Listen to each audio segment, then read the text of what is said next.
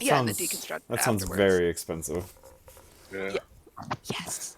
Yes. But he did say he wouldn't be able to play, but he might pop in when he's on break from work just to listen. Mm. Oh. So And Zach is what's Zach doing? Zach is moving. Yeah.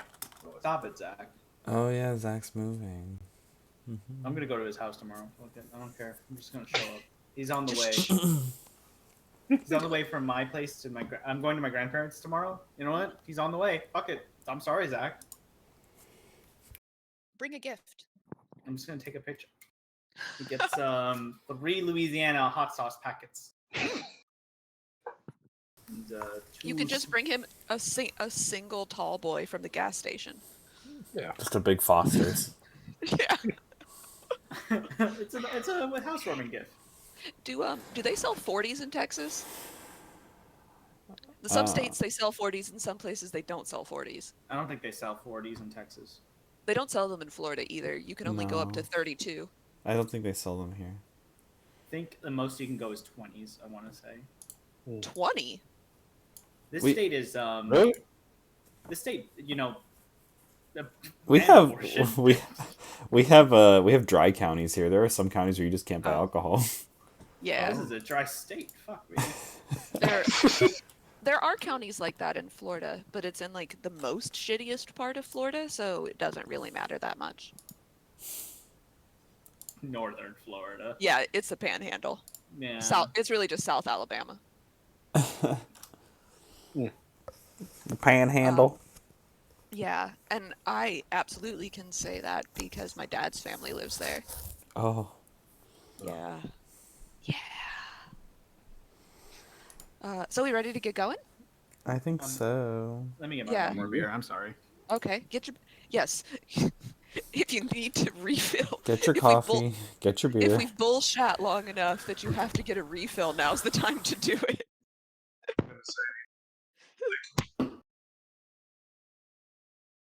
No, I'm right. What? I declared this was time to get. If we had bullshat long enough that you needed a refill, now was the time to do it. I'm just an alcoholic. Oh no, it's been 30 minutes. I finished I've been craving beer. It's a pint. I had a good meal of 80 grams worth of protein powder, or 80 grams of protein within the powder. Because I need protein. I need to muscle up, and god damn it, it's going too slow. And I'm gonna get the protein one way or another. And 2 bean and cheese tacos. And a beer. And a beer. I had toast, half a pot of coffee, some potato chips. Half a pot of coffee, toast, potato chips. Keep going. And a can of seltzer. You gotta eat food. Mandated. No, the food is coming.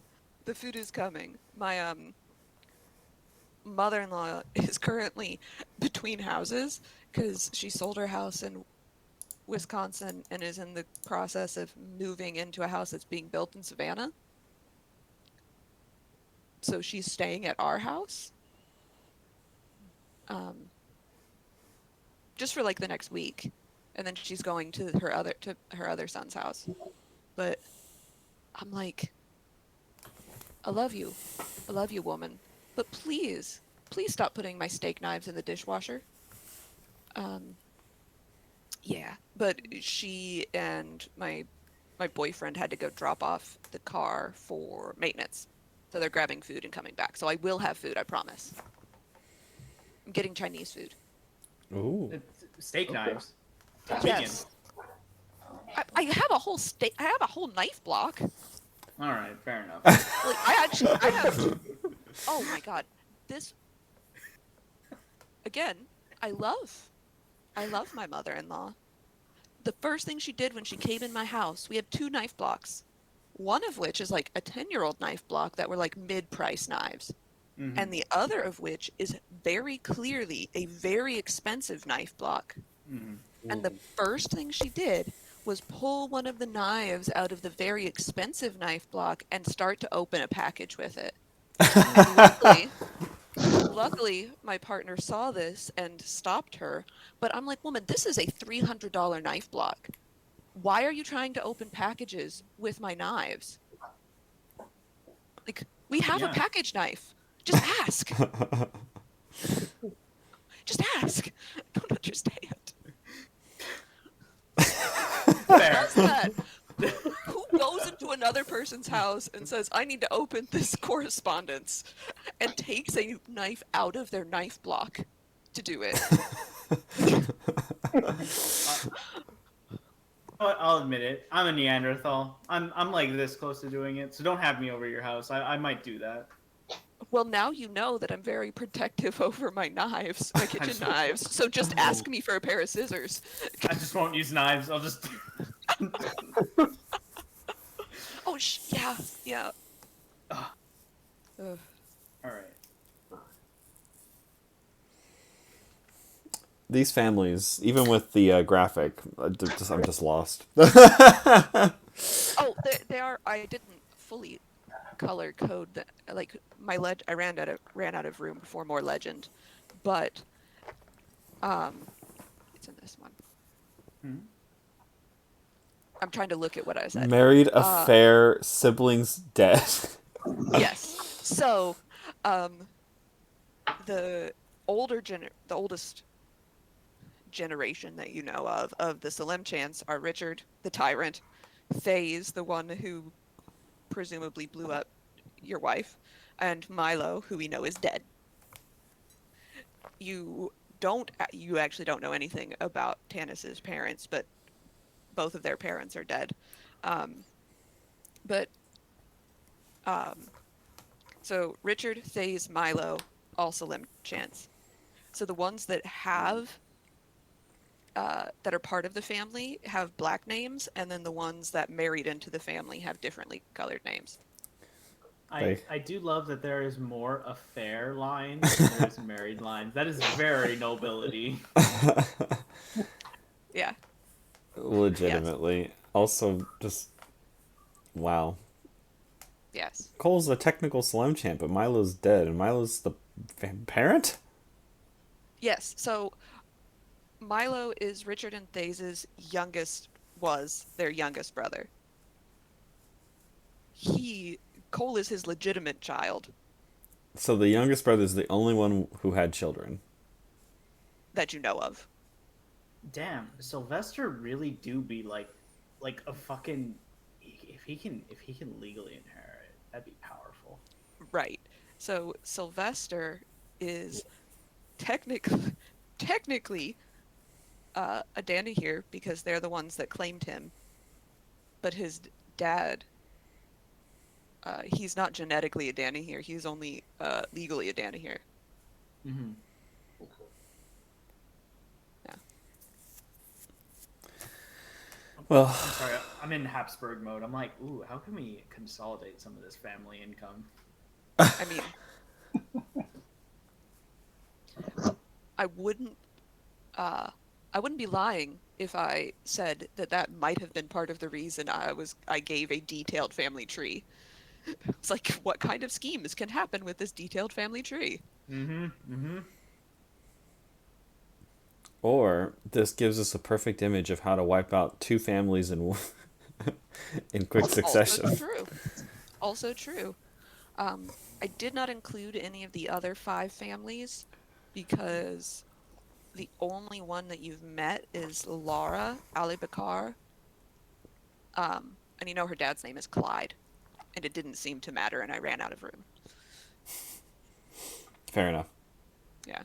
Don't worry. Eventually, that has nothing to do with us. That's all just metal getting his Yeah, revenge that's on all the metal. on the log Yeah. people. Yeah, that's all metal. So, okay. Well, Yeah. Any other clarification I can give?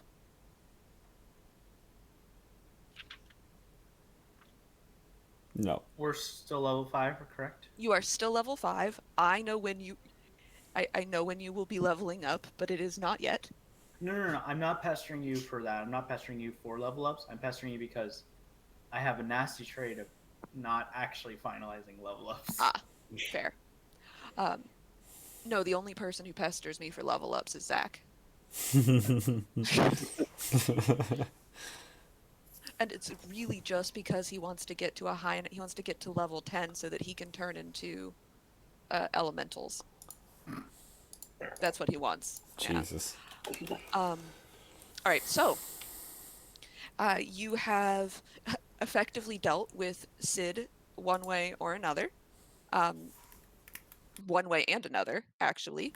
There are a pile of corpses of hobgoblins and regular goblins and one human woman um, sort of scattered about the stable. The guards that were posted at the front that you met as you came in have also uh, met their untimely end. Metal did some structural damage to the stables because he cast from inside a building, tidal wave, um, as you do. And as you're standing there and you've been um, debating on what to do, and you get the message that Subri wants you to come to the house, um, we're just gonna say that Metal decides that he's gonna go with he's gonna take his new turtle druid friend to the sewer wizards himself. And Ian turns into a pocket watch again. I keep the time with him. Poppy hisses at you and picks it up. Okay, never mind. Yeah, I'm sorry, Poppy. You can have. Thank you. But also, can you carry me? Okay. Does Poppy have separation anxiety? Yes. This is. I mean, she's only a day old, so very puppy behavior. I put her up like up on my shoulders. Yeah. Wait, I'm small. How big She is weighs like 3 pounds. Oh, thank God. Yeah, she's very small. She's about the size of a cat, but only with the wings, because she's got sort of big butterfly wings that make up the rest of the cat size. But I would say body shape, she's more like ferret-sized as far as her actual body. Now, gentlemen, what is our timeline until the race begins? How many days do we have? We got like 1 week, right? Yeah, 1 week, and then we have to go to Waterdeep in 2 weeks, 2 or 3 weeks, because it's a month. Perfect. Yeah. Well, we need to speak with Father Salemchant, or not Salemchant, Father of Patriarch. Subri. Patriarch. I forgot her last name. They're the Cremors. The Cremors. I know there was a K in there. We need to go to the house Cremor's head of household. All right. I'm gonna have Do we words have, with like, this man. Do you have like an official plan or script or what you're gonna say to the guy? Of course I do. All right. I'm concerned about that, so let me hear it out.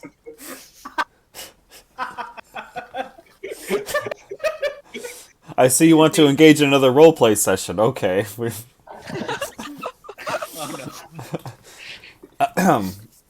Oh no. Senor Cremor, it is my pleasure, and I take your hand, Davril, and I kiss it.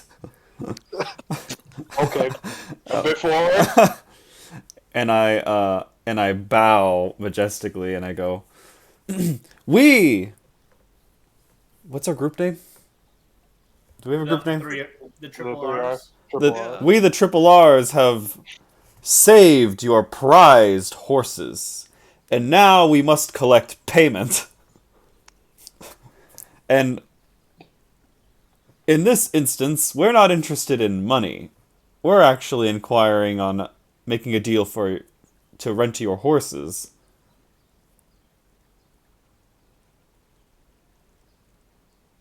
Okay. Now, this gentleman is mighty attached to his horses. Wouldn't even let him race it. So, I think it was good, but I'm concerned that he might be sensitive about his horses. We protected his horses. True. We're the only reason they're still alive. Maybe we bring that up. Yeah. Precisely. Put more emphasis that we saved him, like, they were being in the middle of attack. Oh, maybe like we'll describe the scene where it's like blood was flying everywhere. There was a were tiger going in for the kill on your horses, but then Yes. Davriel bravely stepped in the way and put his body between them like a hero. I think it's safe to assume that he might value these horses more than Subri. So try to talk about the horses so try to talk about these horses as if they were his own children, I think is the best approach. I honestly think a father would love horses more than their own daughter. Have you seen Subri?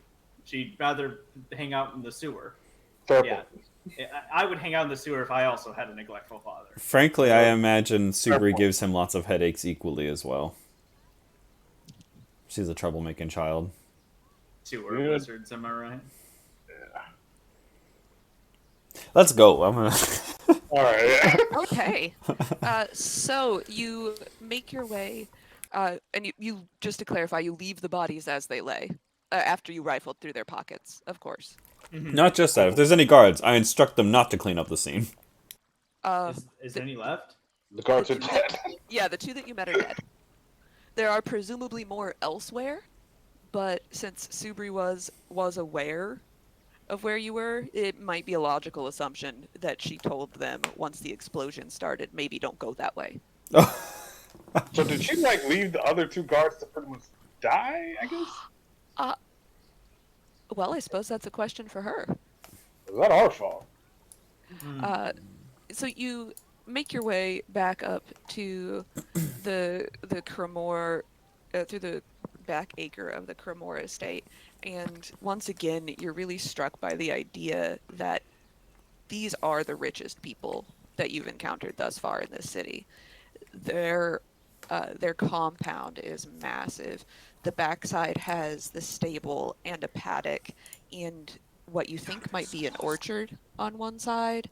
And as you walk back up to the house, you notice there's the main building and then also a few outbuildings as well that you don't know their contents, but there's a lot going on here. And you come back up through the back of the house, and though it is quite late, it's probably about 11:30 at this point. The back sunroom where you had left Subri is lit up very brightly, and that light spills out onto the lawn. And as you get up there, you're not greeted by the Cremors, you're greeted by the elven butler that had let you in the house to begin with. He says, "Oh, I'm so glad that you've returned. Again, please follow me to the drawing room. I believe that Master Cremor would like to have a word with you." And very fancy. I couldn't believe they have a whole room for drawing. We'd be honored. Oh, for trying. He looks at you. It's like, "Oh, you're trying to be funny." Lars is clueless. He has no idea. Oh. Right. And you, Lars, you in particular feel like you get itchy fingers walking through this house. There are knickknacks everywhere. Like little porcelain statues and like little gold-plated clocks and like vases, fresh cut flowers. It's hard. I put both of my hands on my, I pull out my sigil of lathander, slightly with a little bit of skin flakes and burnt hair, and I hold on to it. So lathander knows if I have my idle hands. So you're led past the staircase upwards and around into, they call it a drawing room, but really it just looks like a really fancy office. Lots of books, lots of odd anatomical specimens in this room. Like wet specimens. Of what? What specimens? Yeah. Make me a nature check if you'd like to see what specimens are in this room. The ways of fancy folk confuse and confound me, but I need to understand. Oh no. You look, and it's a whole display on one wall, and there are some more like large cubes that have some kind of animal in them. And then there are like little tiny jars, and you think maybe one of them looks like a fetal pig, but you're not really sure.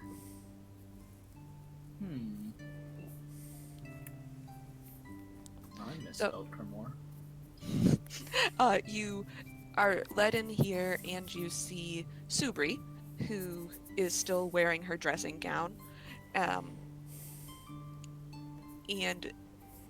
you see an older man. He's been clearly woken out of bed.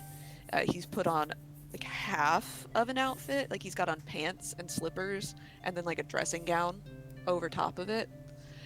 He's a little bit bald on the top, white hair, pointy white beard, and as you come in, Subri looks up. She's seated on the couch, and he's behind the desk. She goes, "Oh, good. You didn't all die." In fact, none of us did. "Oh, lovely. Lovely. I hate to have to arrange for more funeral services." So? On funeral services. Cervantes, you had a point about the bodies? Yes, while none of us died, all of them did. All of them. All. Well, except the horses. We have preserved the horses. Oh, yes, except the horses. All of them. We have preserved all horses and all allies. You visibly see Ilan Cremor sort of relax behind the desk. He sighs very deeply, and as Subri starts to talk, he holds up a hand. Says, "You promise that my horses are well?" Absolutely. Not even touched, I might add. "But you left the bodies." Yes. "Well, suppose it can't be helped."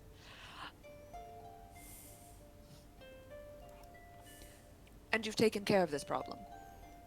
The larger problem of whatever monster's been going around eating people's pets." The monster has been taken care of quite thoroughly, as well as his fellow assailants that aided him.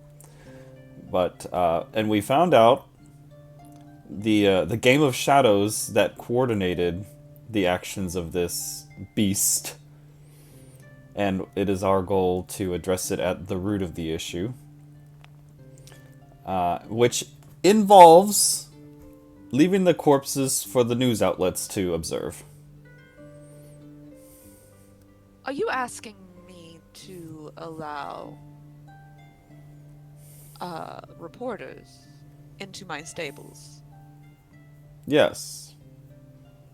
They don't necessarily have to be in the back stables with the horses. They can be in the front side. I assure you, we got plenty of blood throughout most of the stable. In order for this never happen again, we have to get the guy who is responsible for all this behind the scenes. And in order for us to do that, we'll need him to believe that he successfully got your horses. Mm-hmm. And he's going to find out through public word. Mm-hmm. Yeah. So we'll need to hide your horses in the meantime. Mm-hmm.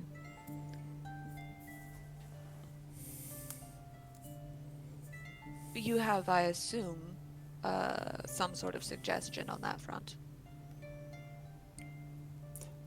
Absolutely we do. Does your household have a country estate of some type? Yes. Numerous ones. Is there any that can house the horses that are relatively close to the city?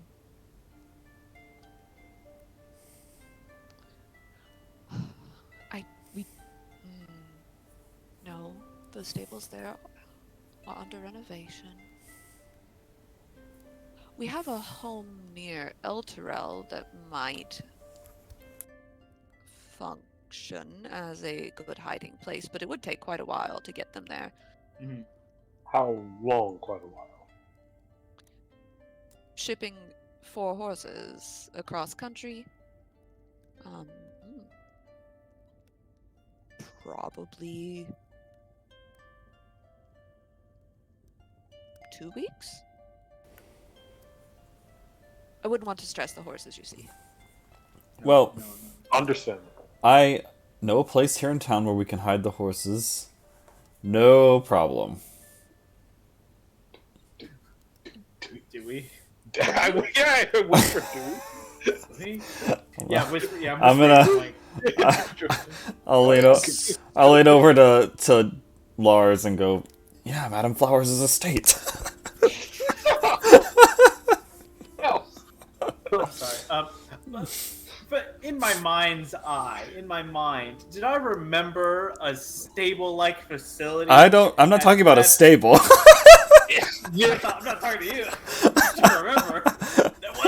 Was there, Jen? Oh, fuck. No, Come on. Put him in one yeah, of the fancy rooms.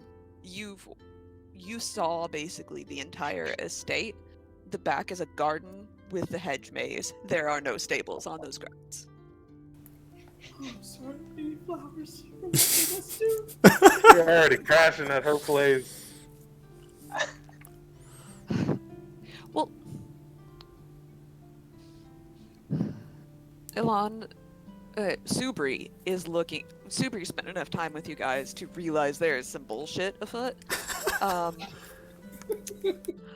But her father, Elon, has his chin in his hand. He says, well, if you've taken care of the immediate problem, as you said that you have, what would be the benefit of hiding my horses? We just don't want the news outlet to know that your horses are still alive. Because if we invite them, it'll be pretty obvious that there are horses in the back. Right, but why? Would it not be enough to say, oh, these people that have been committing these atrocities have been taken care of by a well-compensated group of adventurers, perhaps? What my compatriot was alluding to, we suspect that this isn't just a beast trying to feed their devilish hunger. We suspect that there is a ulterior motive and even a guider of this nefarious plot. We don't think that this is too straightforward. Somebody who just wants to feed themselves. We suspect that they're under some sort of pay or were under some sort of pay to target horses of very wealthy estates. Is this the first time you've been to this city? Because I was fairly certain that was the case already. Well, yes, we're trying to fool that person into not thinking, that your horses are still alive. Okay, so, one moment. You are I want to clarify with the group. You are lying to this man because you do not want him to know that you already know who has done this? That's what I'm course. hearing from Lars. Okay, I just want to make sure that is the goal here. All right. We don't want him to know that his neighbor's a piece of shit. All right. Well, in that case, Lars, why don't you make a deception check? Yes. Oh, another. Another? Yeah, no, we can do Another it again. Another one. Because I entered in with a lie, so I was like, I rolled it. Oh, that's save it fair. over. There we go. He's not really sure that he understands the plan, but he believes you. Like any holy man, I know how to guide people with without them fully understanding the plan. All right.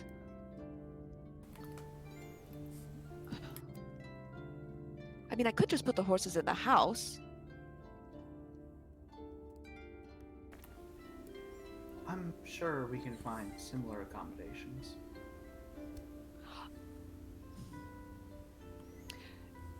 Subri. She's just holding the bridge of her nose. Yes, Papa.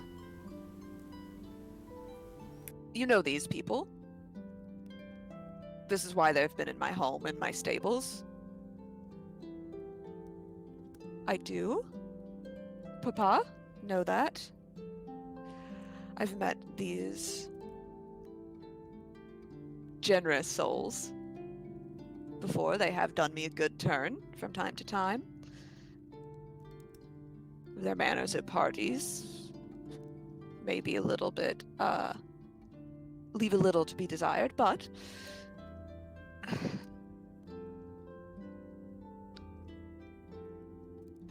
and she looks at you all as her father asks her, I'm not a liberal. I'm an anarchist. so should I trust them with my horses?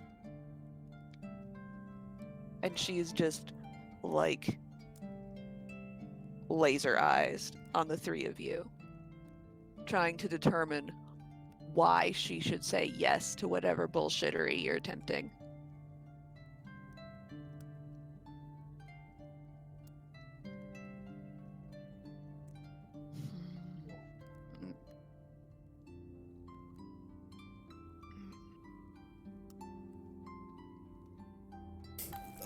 There's no way to secretly message her. Yeah, I was like, I'll just No. I'll just give her the look like, if you don't go along with this, I'll just gonna give her the look. well, I mean, you know, Yeah. She sees your look. Here, I'll do an Cervantes. intimidation check for that. what? Just like, I'm giving her the eye. I just give her the look of like we can handle it. I don't know what he's doing, but we can handle it. Is she? How close is she to her father? Like physically close? not Physically like- close, I'd say it's a pretty large room, and he's behind the desk, and the desk, you notice, is like a little bit raised, Mhm, and then she's on a couch mhm. on the other side of the room, so maybe Oh, 10 feet. We're not 12 feet? We're not. Our group is not in whispering distance to her, right? Well, I suppose that depends on you. How would you have arranged yourself in the room? Would you all have just stood in front of the desk like kids in the principal's office? That seems like. Well, I mean, it seems presumptuous for us to sit on the couch, which means Cervantes would have sat on the couch. Yeah, I would imagine Cervantes is sat directly next to Subri, knees crossed. Yeah, He's probably looking for some refreshment. What do you think, Davril? Where would you have sat? Where's the line around here? I would have known the respectful thing to do is probably just like stand in front of the desk at a certain distance. So yeah. I think I would have gone with Cervantes because Cervantes is from the city, and Cervantes literally wears gold. So thus, he's a wealthy man and knows what's up. All right. So let's say that you both have. It's not a very big couch. It's really more of a love seat. So the two of you have sort of sandwiched her in the middle. That's why she didn't just get up and leave.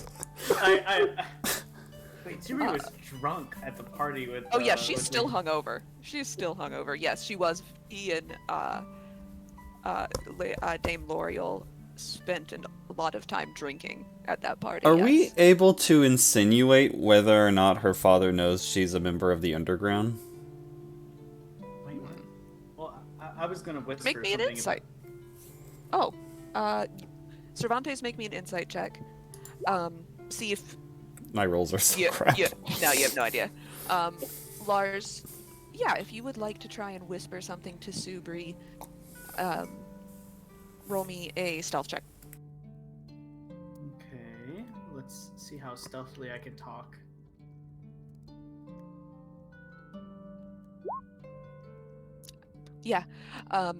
she's sort of stalling because she's trying to decide.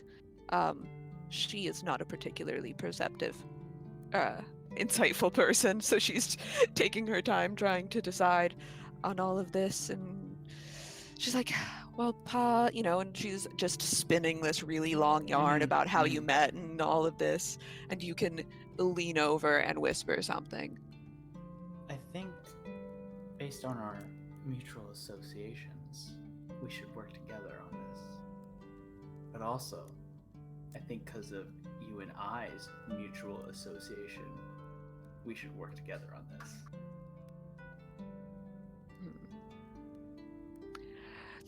She sort of stretches and she reaches out and she just tugs slightly on your amulet of Lythander. Says, yes, Papa, despite them, I'd say that thus far I've been impressed with the way they have comported themselves about town.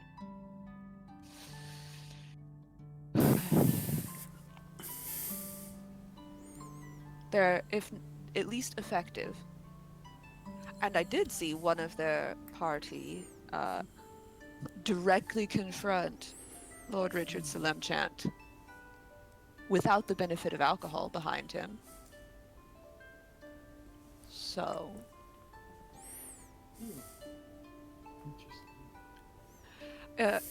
Elan, he seems to suddenly realize now that he's just wearing his pajamas and this has become a business proposition. And he straightens himself up and makes sure that his sash is tied tightly. Says, I'll play along with this scheme.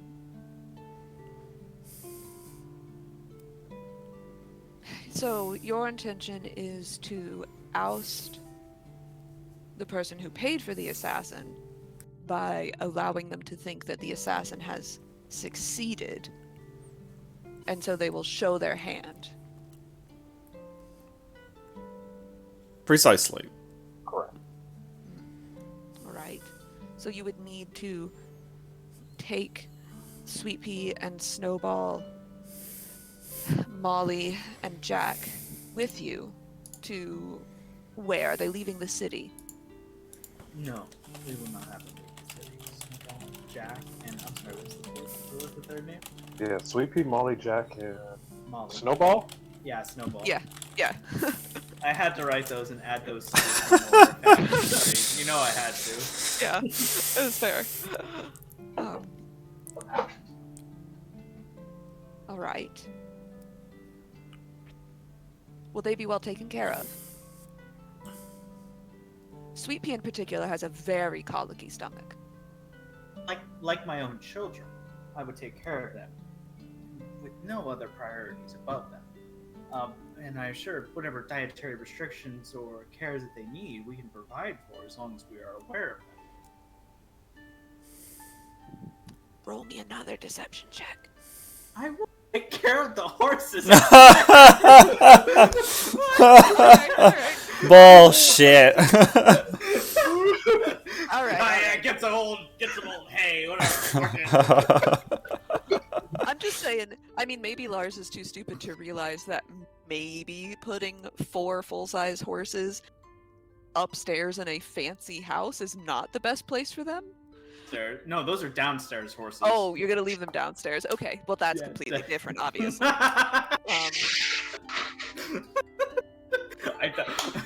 Regardless, he believes you. I wonder if Subri does. Have we tricked Super? She, even if we trick her, she kind of knows, generally. Yeah, she's generally knows. Like I said, she's not particularly insightful, but she just sort of looks at you and looks specifically at your boots, which appear, other than tonight, to have never been inside a barn.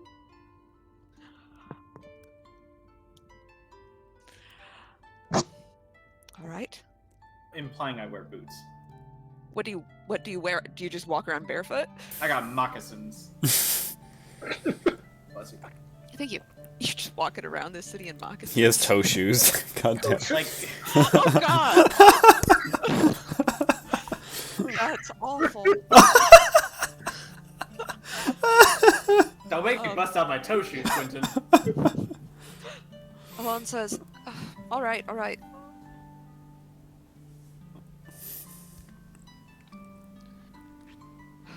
I assume you want to transport my dear horses under cover of darkness. So this evening. If we can, that'd be best. Yes. Don't worry. Sweet Pea, Snowball, Jack, and Molly will be under our care. Good. I should hope that they return in as good as if not better shape. Do not teach Jack any bad habits. He picks them up very quickly. Alright. Now, as you can see, and I gesture the emblem of Joaquin, and I go, I am a humble servant and businessman. Now, it should be known that we do, we are in the middle of servicing a contract, but the contract is for the beast that did the murders. Or rather, the butchering. No, murders. Yeah.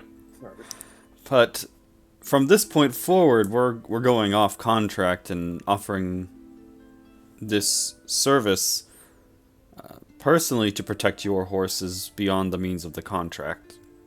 You'd So- like to be paid.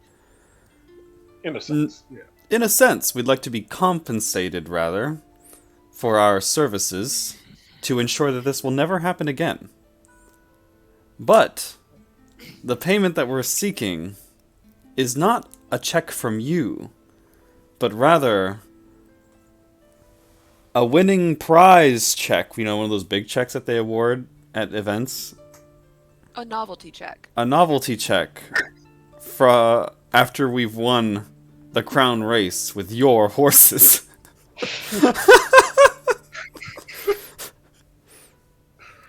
Sorry, what in the holy shit have you been telling these people about my horses? Is this your idea? You're constantly coming up with these harebrained schemes. I assure you, Subaru's had nothing to do with this plan. You see, sir, and there's money in this for you as well if you want a piece of the cut here. Hey, hold on. Does it look like... I assume you're talking about the Royal Crown that's next weekend. Look, I'm aware you're a very wealthy man. Yeah. And you Perhaps- you don't need the coin. No. However, I do. Perhaps the reputation Clearly. might interest you. So, You've never won a horse race, correct? Not for many years. I see that Subri has been telling tales.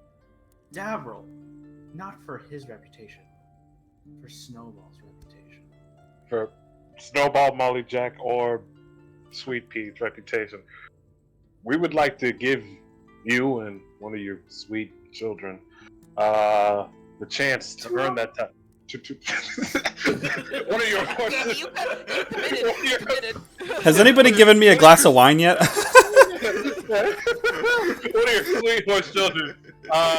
You see me doing like motions, like Lars is doing motions, like do it, reel back. The chance to win or have that honor to win the race. Subri, Lars, you feel like nails dig into your knee as this conversation is happening. Because she just has like a death grip across your knee, and when you look at her face, you can see that she is struggling not to say something to her father about any of this. Elan,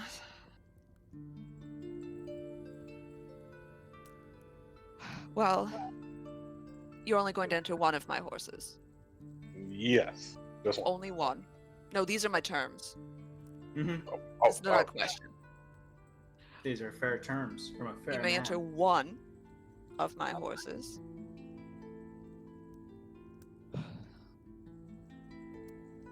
Only Molly really has the legs to run this race appropriately. Jack gets bitey in the stalls. What's the Jack? Shit, you got some bad habits. He's like a horse-sized spoiled Pomeranian. I have one of those. I get it. You may enter Molly. Who is riding Molly, and do you actually have the skills to jockey my horse without causing damage? Yes, we have the skills to jockey your horse without any sort of damage. He looks at your cowboy boots. Do your cowboy boots have spurs on them? Yes, they do. Which, bad answer. Roll Roll roll me. Yeah, I rolled deception. Yeah. Yeah. Oh. Poor man. To be fair, I'm not the one going to be riding it. That is true. I'm not the one riding the horse. I'll assist He and looks go. at you. No, you are not the one riding my horse. Yes, I'm not going to ride the horse. I just want to be clear about that. We have someone Excellent. else, though. Because Someone if you put spurs like that to one of my horses, I will hang you outside of the walls. Yep. I kind of give Subri a look. Like She gives you a look back. what kind of look? The sort of look that someone has, it's half my parent is embarrassing the holy shit out of me in front of my friends, and like half, do you see the bullshit I have to put up with? Fair. I like that look because that implies that we're friends. I get. So she's digging her nails into my Into your poor, knee. my She's got your poor- knee. soft, orcish knees. Yeah. I say,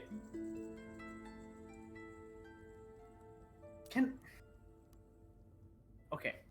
From my impression of Subri, does Subri look like she does horse stuff? No. Mm. No. There's not a single thing about this woman that looks like she cares about Mm-hmm. Equestrian activities. Not a horse. All right. No. Well, Who would be better? In my mind, I'm thinking either Ian or Cervantes. I volunteer myself. I go. I can ride Molly. I'd be honored to partner with her. You have to ride the other one. LaRue. You are the shortest I'm of lying. us. I'm fucking lying. You're people. lying. Leave- Yeah, roll deception. I know He you're doesn't lying. know. He doesn't know. No, he has no idea. But so I think that No. Lars and Ian are the same height, but I think that Lars is softer. Yeah, that is an accurate description. Softer than a wizard. I've seen his stats. I got a multi-class. Sorry. Not sorry. Oh. He looks at you, and he looks at where his daughter has her hand wrapped around your knee.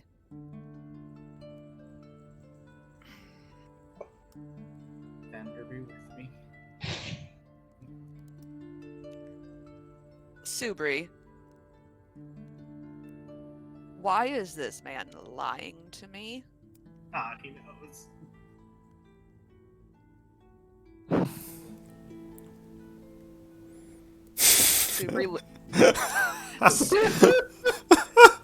Subri sits up straighter, grabs your hand, takes her hand off of your knee, Lars, and actually folds her hand around yours so you're holding hands. What? And she says, Papa, can you really blame him? He's trying to make a good impression. I told him how much you love your horses, and he's trying to make a good impression the first time he's met my father. He's not very good at horses, but he just wanted to get on your good side, Papa.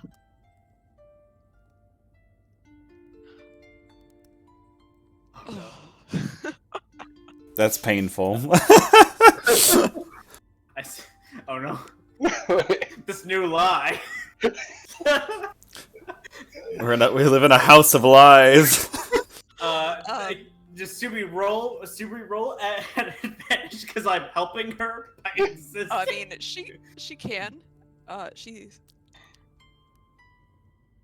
Oh, lovely. That's a natural 20 for a 28. Yeah, so I'm in a committed relationship with Subri. Yeah.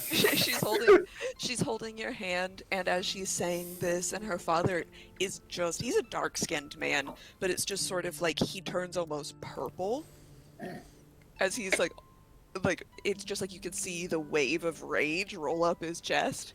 And she kisses the back. She kisses the back of your hand as she's giving this explanation.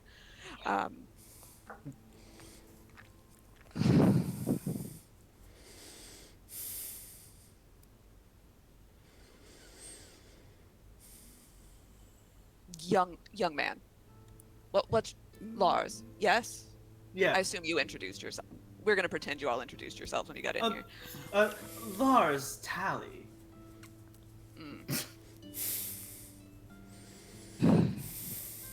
You need to know 3 things.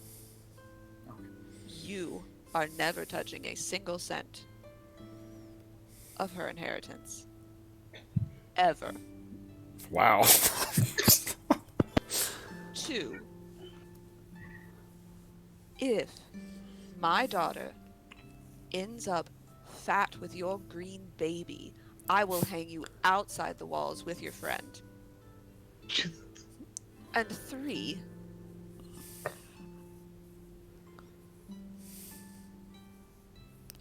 I will allow you this opportunity to make your own money so that you might actually not be a piece of shit for her. I appreciate your generosity.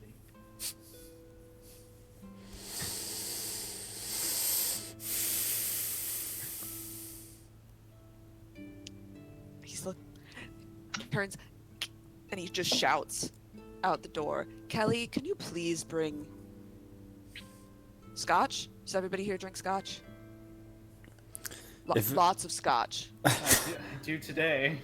I whisper to Subri, for my fake father-in-law, sure, why not? Lars, quick, pull out a cigar. That's the fancy thing to do here. I don't have a cigar. I look around, is there like a case of cigars anywhere? There is. Is it within reach? There's a side table. Sort of. So there's the main desk, and then there's a side table, and as Kelly comes in with the scotch and the tumblers and all of that stuff, he puts it down, the tray down on this side table. So basically this works as the bar in this room, and there's a little hinged box there, which looks an awful lot like a miniature humidor. So they brought this in with the scotch? It was already there. It was already on the bar. The scotch was brought in. How good's my sleight of hand? It's okay. I'm gonna like nudge Lars and go, quick, when he's not looking, go grab a cigar over there. It'll make you look cool. I don't know what a peer pressure roll is because I as a Here, I'll just persuasion check you. roll Shit! Yeah. No. What's your passive insight? of 12. Yeah, so you don't want to do this. See, it's like I, as a human, no, don't listen to Cervantes, but Lars might just listen to Cervantes. No, you realize, you're wise enough to realize that even though Elan seems to have decided we've moved on to the drinking part of this business transaction, he is going to keep very eagled eyes on the half-orc fuckboy he believes is having sex with his daughter.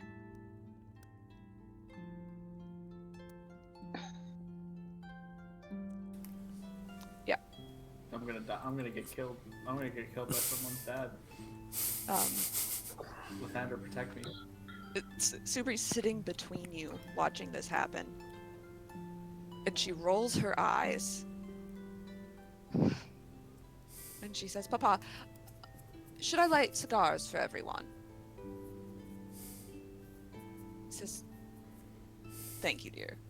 And she will slide out from between you all and hands out cigars, cuts them. She even lights them for you. As she's lighting Cervantes, she steps on your foot. On purpose. Like a little, just a little, just a little. I was like, how hard? Not hard enough to hurt, but hard enough to know it's on purpose. What kind of shoes does Cervantes have? I have boots. She's barefoot, so you barely feel it, but you know that the message she's trying to send with this. It's like the cordial, like, I just give her that We're all look. friends. We're not. Yeah. Fuck a bitch. I was like, Davro has cowboy boots. I have me moccasins. Yeah.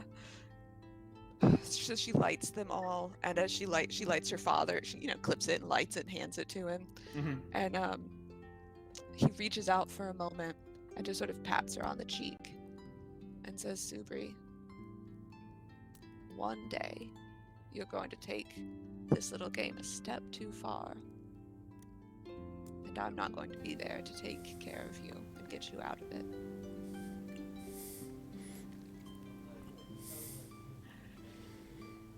I know, Papa. You said before. She'll go back.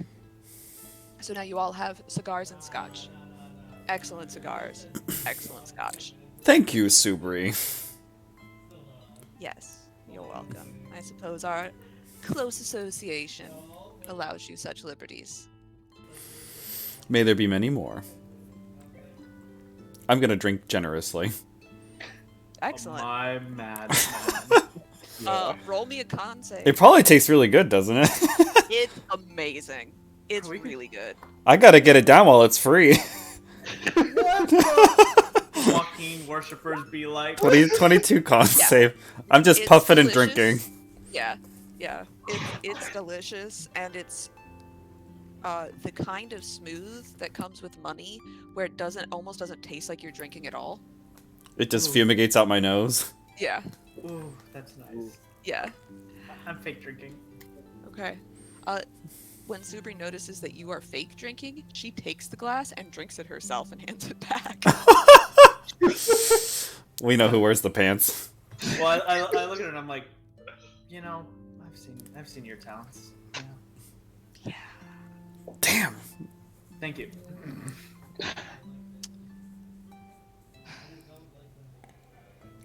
So, what's your plan then? Alon says, for getting my horse Molly into this race. Then,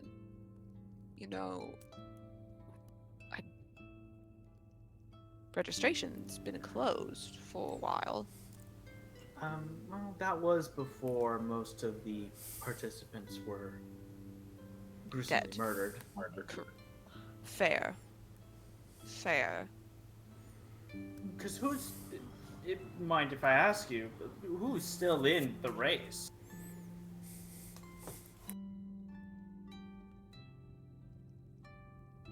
Oh.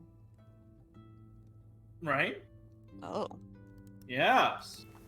That's what we were thinking. I think Tyr's hammer. I haven't heard that he's been turned into, been murdered.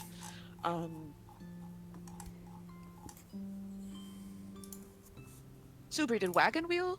Is Wagon Wheel still all right? Wagon wheel. Wagon. Fuck. You. No, Papa. No, Papa. No. He died He was 7 one years of the- ago. No, he's one of the latest casualties. I believe he was our niece's entrant into the race, and I believe that he was rather tragically. She heavily rolls her eyes before she says murdered a couple of days ago. So Alon says, well, fair, I suppose, then Tyr's Hammer is the only entrant still registered. You'll need to see the clerk. Mm-hmm.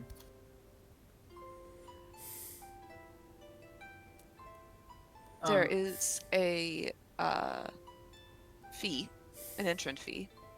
Mhm. Pays for the maintenance of the grounds. You know, Yes. the novelty check your friend here is so interested in. You know they don't actually give you a check at these things. They just wheel out a big thing of gold, right? Even better.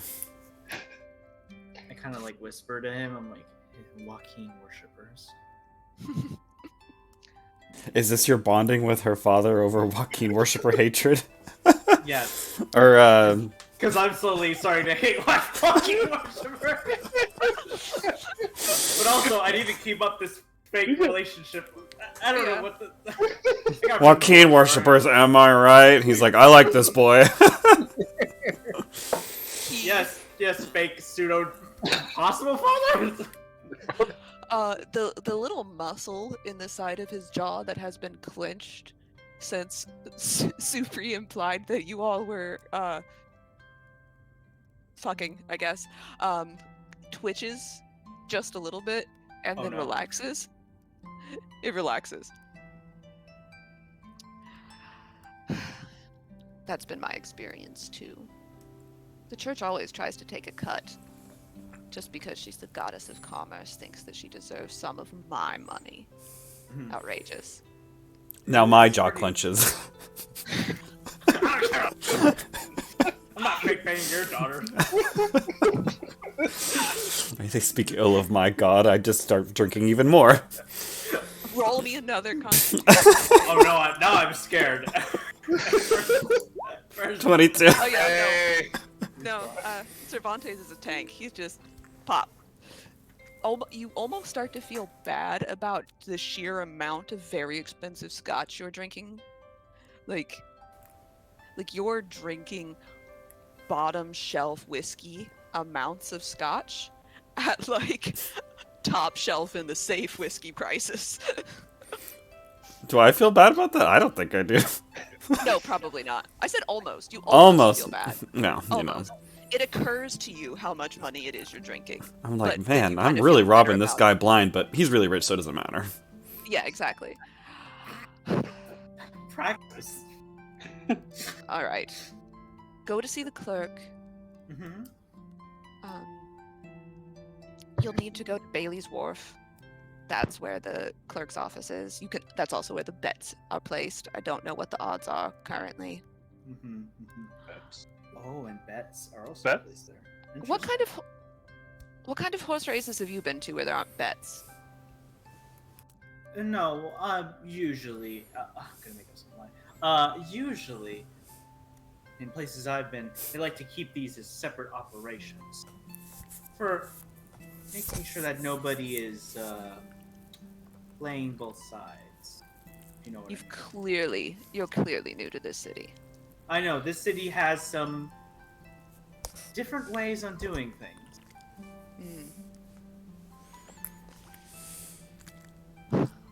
All right. You're taking my horses Mm-hmm. to God knows where. You're racing Molly. Mm-hmm. As long as it's not either of you two, and he points at Davril and Lars that are that are riding Molly in this. She's a very good girl. She does not need a strong hand.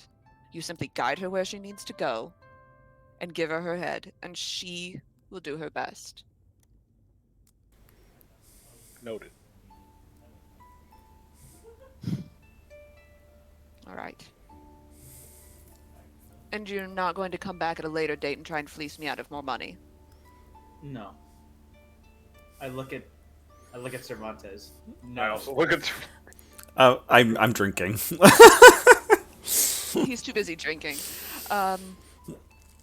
we will not try to fleece you out of anything else, but we do hope that with this sort of particular business venture, we'd like to, I guess, keep a close contact. I guess. I can see how close a contact you all would like to keep with my house. Well, besides that, but yes. Grabs my Lathander amulet. Ah! Do any of you have children? No. Not that I know. I can definitely say no.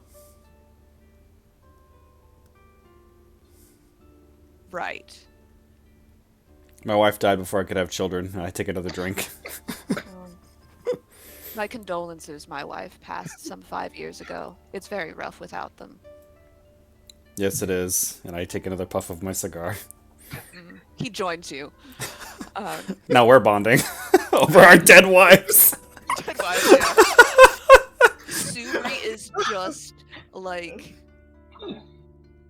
the grip she has on your hand, Lars. She's a wizard. You know she's a wizard. Mm-hmm. She has a very strong grip on your hand.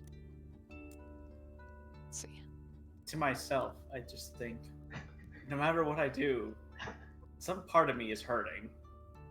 Yeah.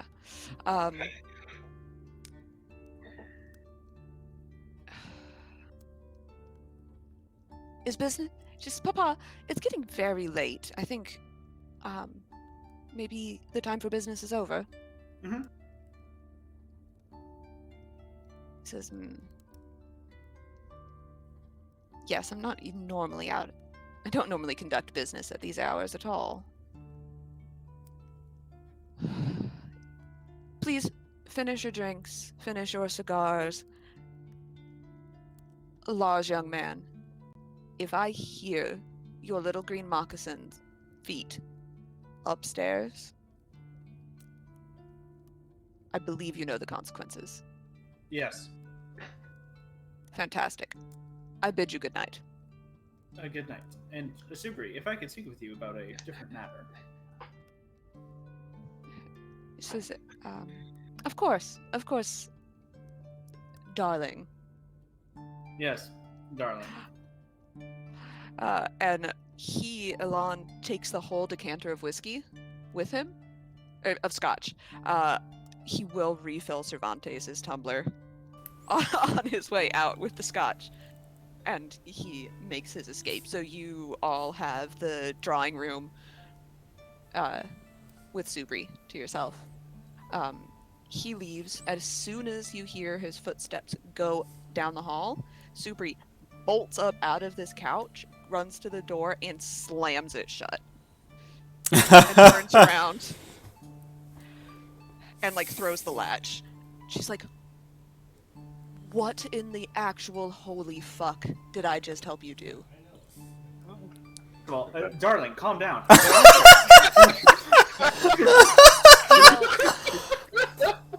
I will let this pass, if only because I have not seen my father that mad at me in a very long time. Listen, if we don't have to do anything, but if my only goal is to achieve to strike at your father, valid. But I do want to bring up another point. So our association, our actual association with the, your friends. Yes. Yes. You're going to be adding some to your number. Well, did you all start a recruitment spree and I wasn't looking? Well, yes, we did, and might I say they have quite the appetite. Oh, for fuck's sake. Oh, for fuck's sake. I would argue. Who better to be in a group like ours than somebody who obviously can flaunt the law in such a vile way?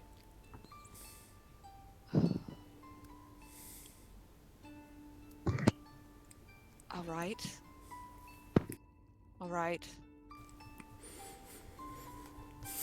You sent them there already.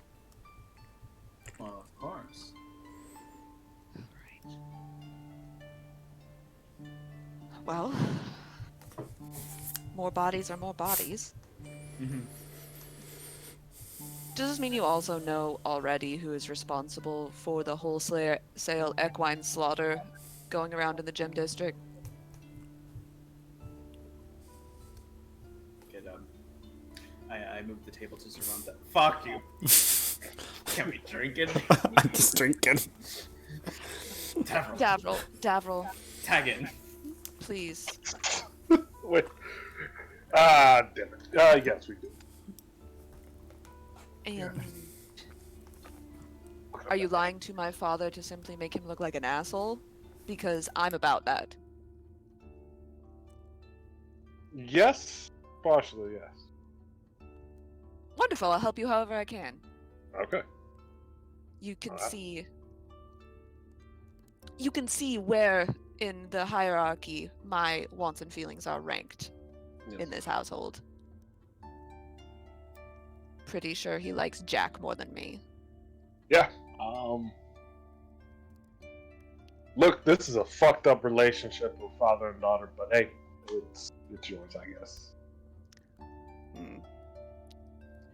I'd say things were better before my mother died, but that would be a lie. So, yeah. All right.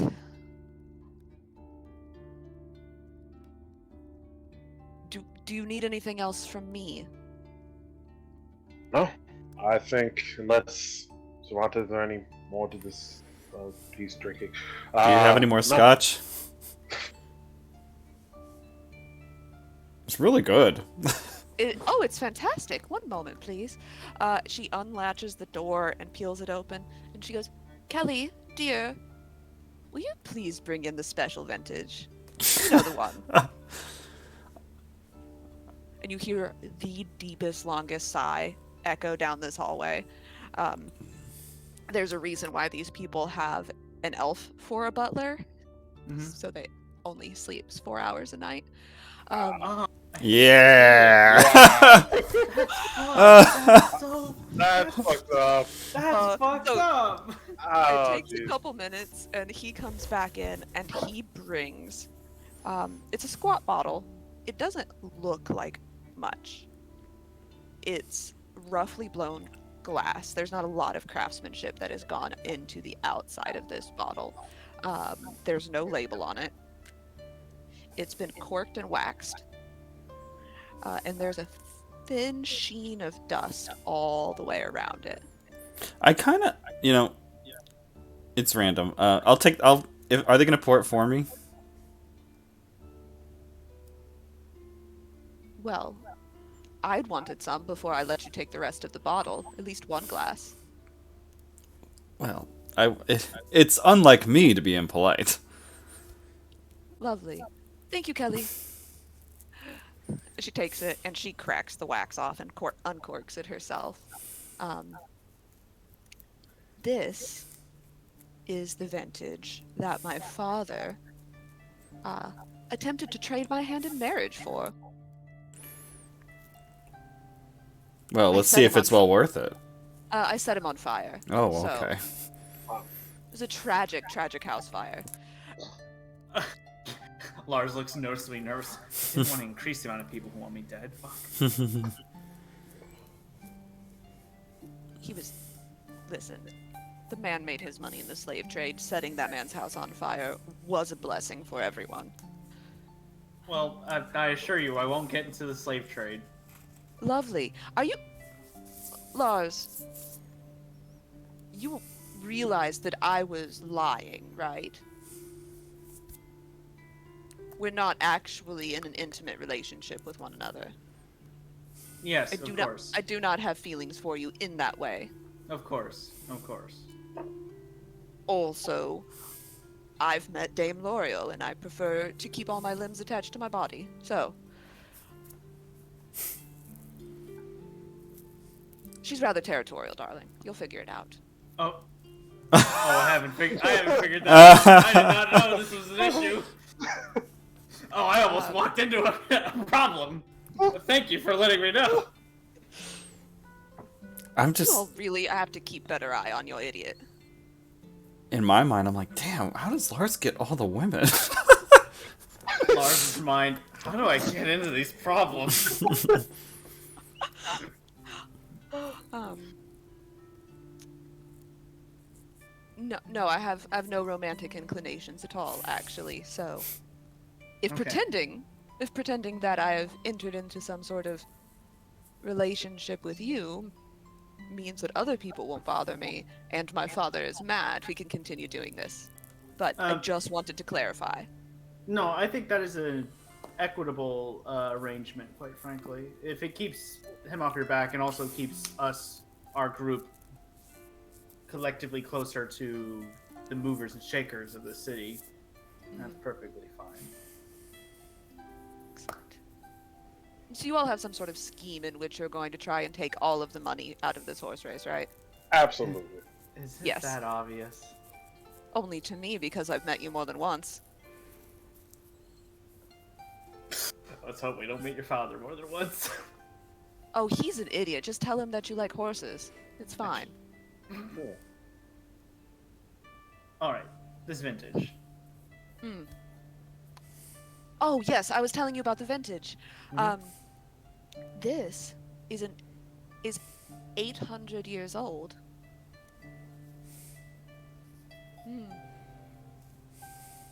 Very rare elven vintage.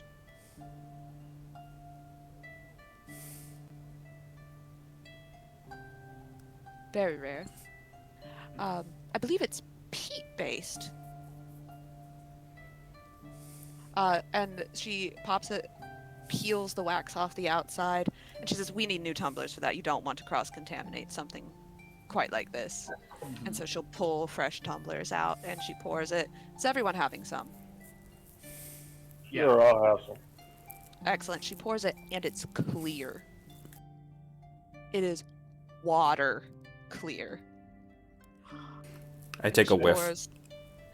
It smells like a peat fire. It smells really warm and smoky, and just like the hint of grass at the end. She pours it, and she corks it, and hands the rest of the bottle to Cervantes. You notice she's poured like a finger of scotch in all of yours, and 2 fingers in her own. Ah, This is salute. a salute. Is this like a sipping alcohol? Yes. Okay, I don't want to just throw it down on. Oh no. Oh no, you should. No. I don't think Lars would have known. Oh, does he just do it like a shot? Lars is of a simpler kind of people. Anyways. All right. Well, you feel it a little bit. You're a little tipsy. It tastes incredible. I pour Lars another one. It's very smooth. You don't feel that sort of reflexive back of your throat kick that you get when you drink alcohol, and it just almost tastes like a warm Christmas fireplace.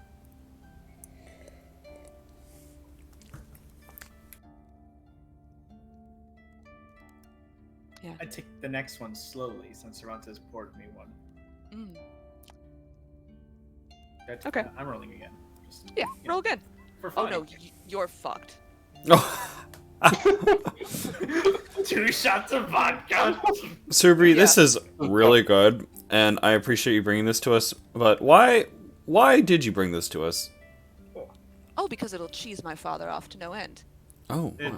Don't you know she's a really nice lady? Then drink we shall. By the way, I really do appreciate your patience throughout that whole conversation. I know Lars is going to have a bruise on his knee for the next week. Next month I'll have you know. But also, you guys make for a very cute couple. You know, I was thinking the same thing when Subri and Dame L'Oreal were drinking. It was very unfortunate. Interesting. Huh. Did you miss the part where I said I had no romantic intentions towards anyone? Well, that was, yeah. In retrospect, yes, but that's what I was thinking at the time. Don't you understand?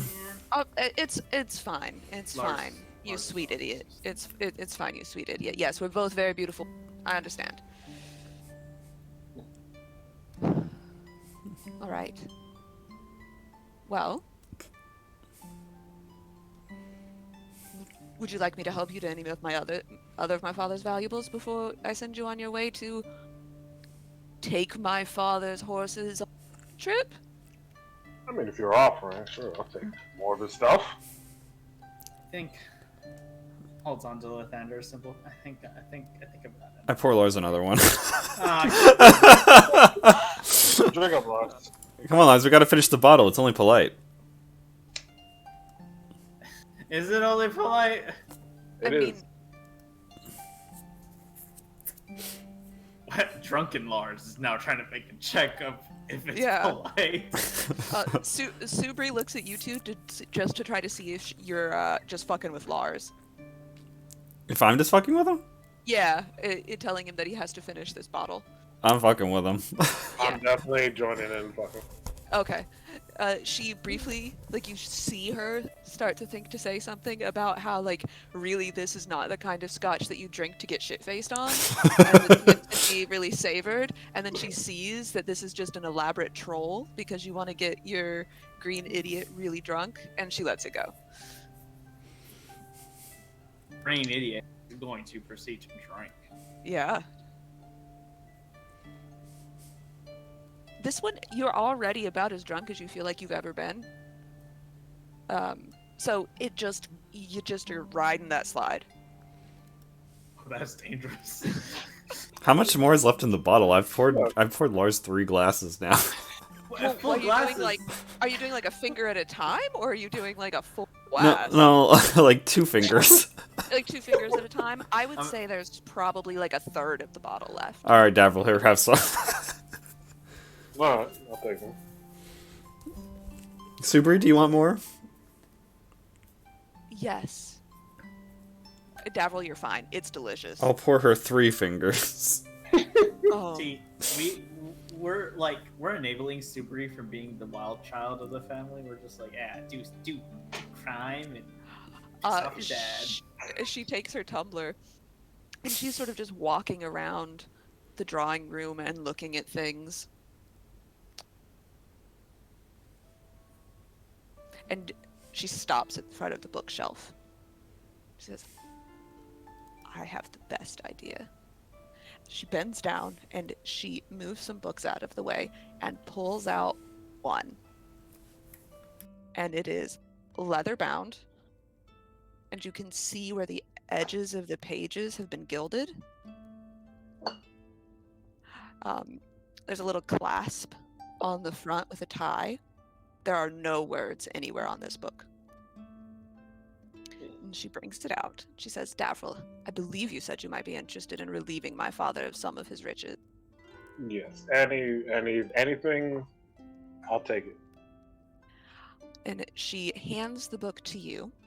And it's not much bigger than like 2 hands when you hold it.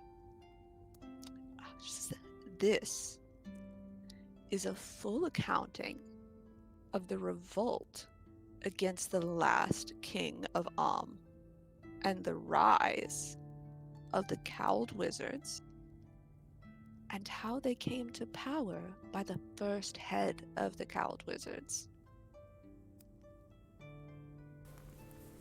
How long ago was that? She takes a big swig. 300 years, give or take? Ah,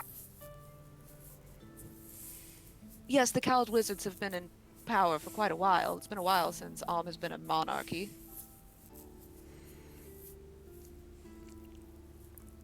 was the wait. So, no wait, I shouldn't do politics. Yeah, for those who But- don't know, this information apparently is hard to access. It is. Yes, there are I can't confirm for certain. I'm not in antiquities myself, but my father is the sort of man who only takes things that come with authentication. And this has been in our library since, I believe, before my grandfather died, even. I have every reason to believe this is an authentic accounting of the assassination of the last king and the Cowled Wizards rising to power. It's a journal, several hundred years old. The knowledge is priceless, but the book itself, you could probably fetch at least 5,000 gold for it. Have you read this book? I've By any read chance? some of it. It's a bit archaic. Language is a little bit old. How many pages? Davil, do you hold the book up? Yeah. It's probably like about that thick. So like a good like it's not very big, but it is like college textbook sort of thickness, Mm-hmm. but its actual square outside isn't that large. Hmm.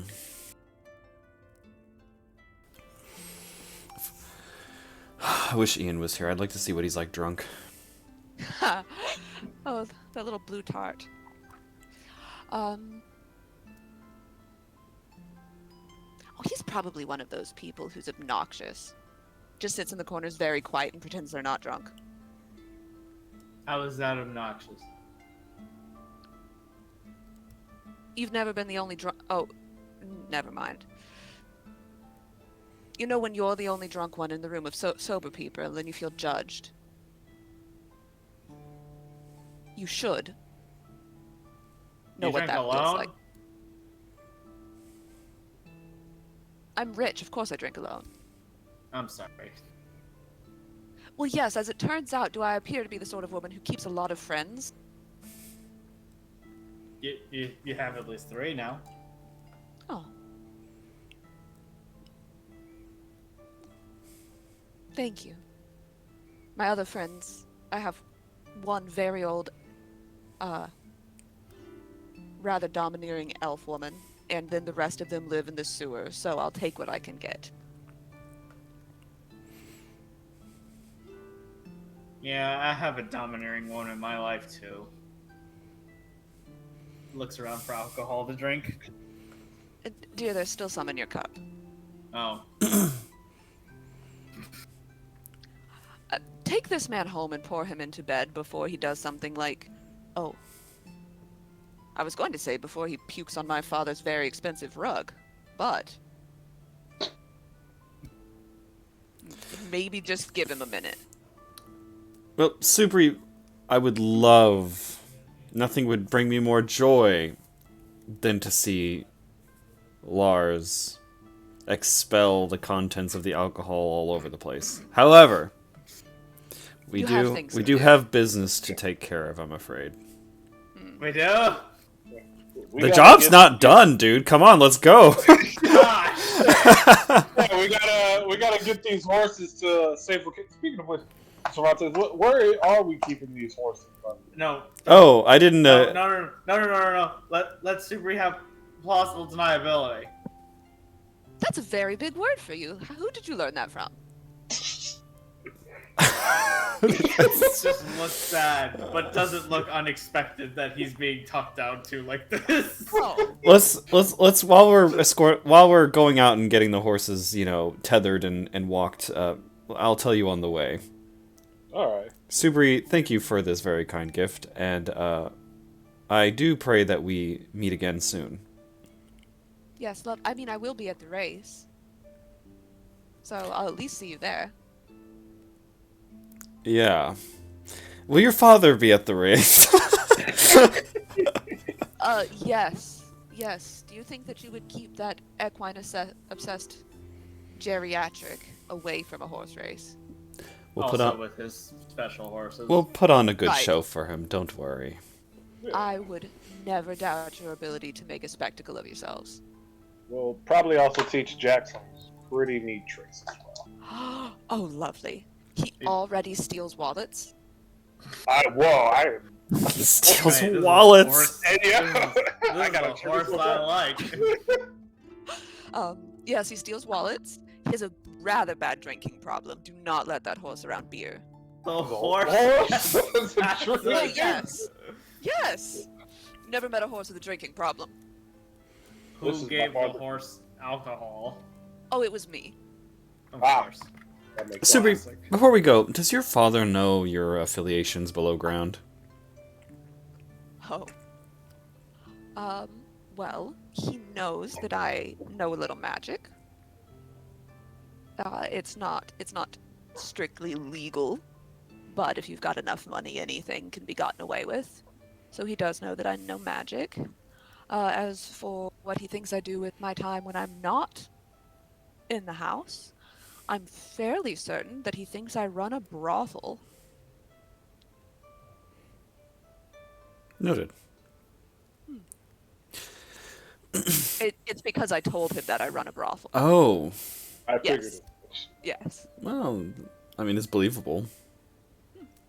Girl bosses tend to boss girls. And boys. Oh. I was going to say, this brothel is hypothetical, but I would cater to all clientele. With the winnings, it doesn't have to be hypothetical. Let's evolve this fake relationship to a business relationship. Are you proposing a business merger and we put our money into opening a brothel? Listen, the Black Gauntlet has way too much open clientele. They need some competition. I've seen their heart. services firsthand. I am not impressed. I had to teach them how to do BDSM. Dear heart, that's the only brothel you've been to in the city. Oh, it's not the only one I've been to in the city. Oh, I was going to say, oh, you should try the Silvered Hands. Well, anyway, we should go. I can't. I'm in a fake committed relationship. I'm blacklisted from the Real Silver committed Hands. relationship.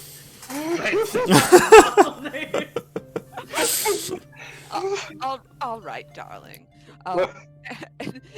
She leads you to the front door, and you do not see Kelly anywhere. Presumably, he has decided, fuck these crazy human people, I'm going to bed. And she leads you to the door, and says, oh, I guess you're going out the back door. She leads you to the back door. And because she loves to shit stir, she grabs Lars by the face and just kisses him square on the forehead. Lars is just like putty. He's just like falling apart. Like, what's going on? Doesn't even really understand what's happening. It's so much more fun when they understand that you're fucking with them. I gotta go move horses now. Yeah, Bye bye, well, that- darling. Yeah, you could just keep that one for later. I just look at Davril. I just look back at you. Okay, let's get this over with. So we're taking these horses to Madame Flowers' house. Ah, shit. We got a What? lot of flowers. Whoa, why would we go? Look, that's like the Davril- only rich person I actually like.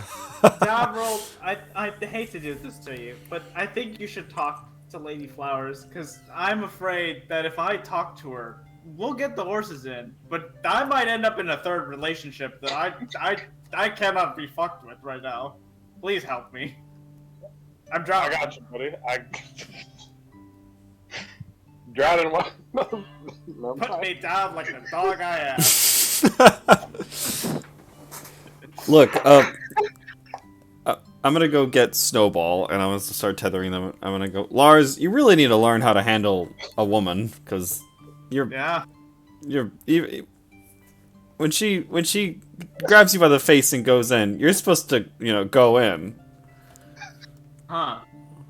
What advice are you giving this guy? I'm telling him, like, he's letting these women walk all over him. He needs to, give him a strong hand. Could I have like an insight on the relationship of this man and his wife before his wife was exploded? I just Yeah. Roll it in. You're like, if she goes in, you're supposed to go, no, I'm kissing you, and you grab her, and then you tilt her over and go in for a kiss, and it's like really romantic, and they love like, the power. you didn't even have to tell me. She was like, it's just knowing that, just hearing that. No, I you don't think understand that's. Yeah, I'm just like, Lord, do what you feel is best. Is what I say to you. Damn, bro, that's how I got drunk. You're not drunk. You're just a little tipsy. You're okay. Being gaslit. Come on, let's get to work. Let's get the horses. Oh, who's they have- who's getting Jack? I'm good. Of course they have name tag. We'll know which one is Jack, regardless if they have name tags. We'll know. We'll know. But do they have name tags, or are we just Oh, their stall in the stables. Their stalls have nameplates. outside? They're brass nameplates. And Sweet Pea, Snowball, Jack, and Molly. I love those Uh-huh. names. So okay, cool. When you go in to the stables here, the black one, the tag underneath says Sweet Pea. Okay. And the one that's all brown with the little white blaze is Molly. This is the one that presumably you will be riding. Someone will be riding in the race.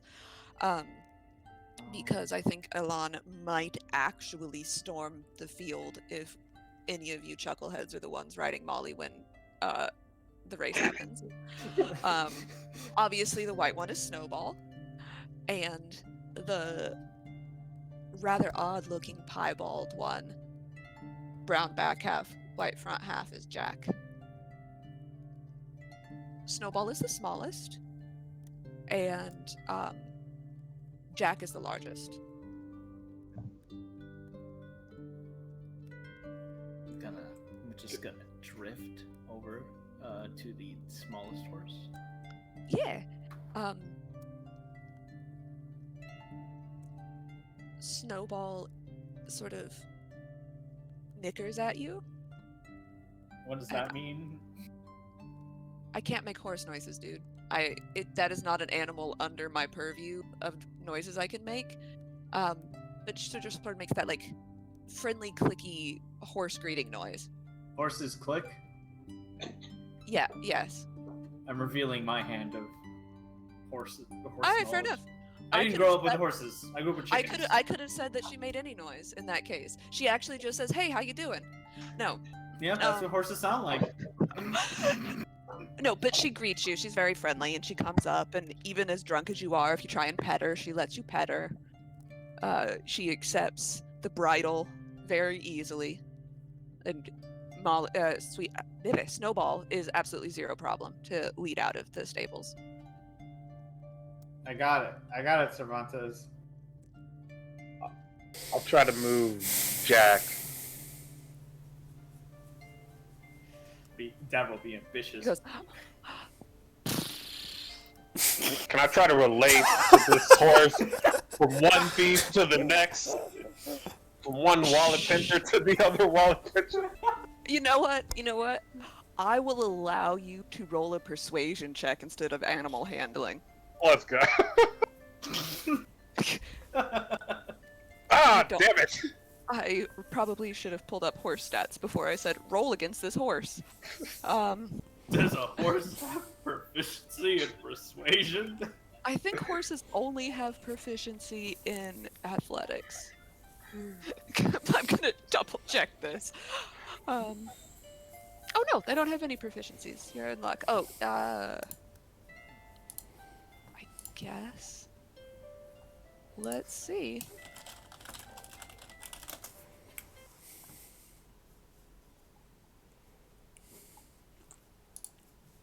he goes with you. He kind of gives you like that nod, like game recognizes game. I'm gonna This is try the best to. horse by far. I'm gonna try to ride Snowball. No, well, fuck you. Not Snowball. Sweet Pea.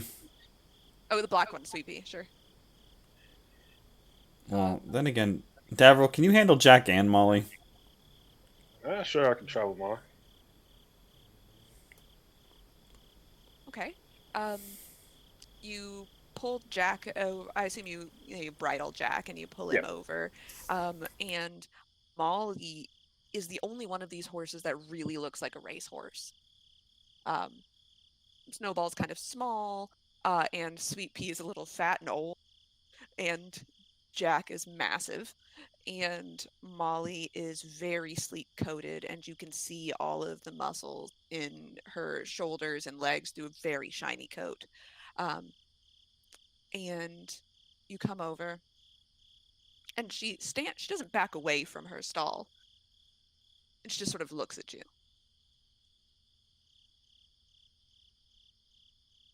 She's waiting for you to make the first move. Kind of stare her down a bit and slowly begin to bridle her. If she would. Yes. Yeah, I will say you roll an animal handling check with advantage because you do already have one of her stable mates.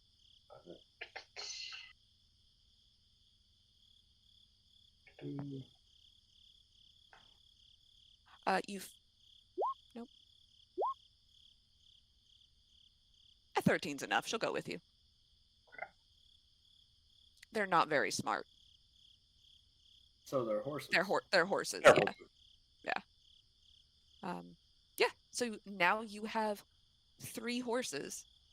And if you remember correctly, you know this is approximately 10,000 gold worth of horse flesh that you are leading out of these stables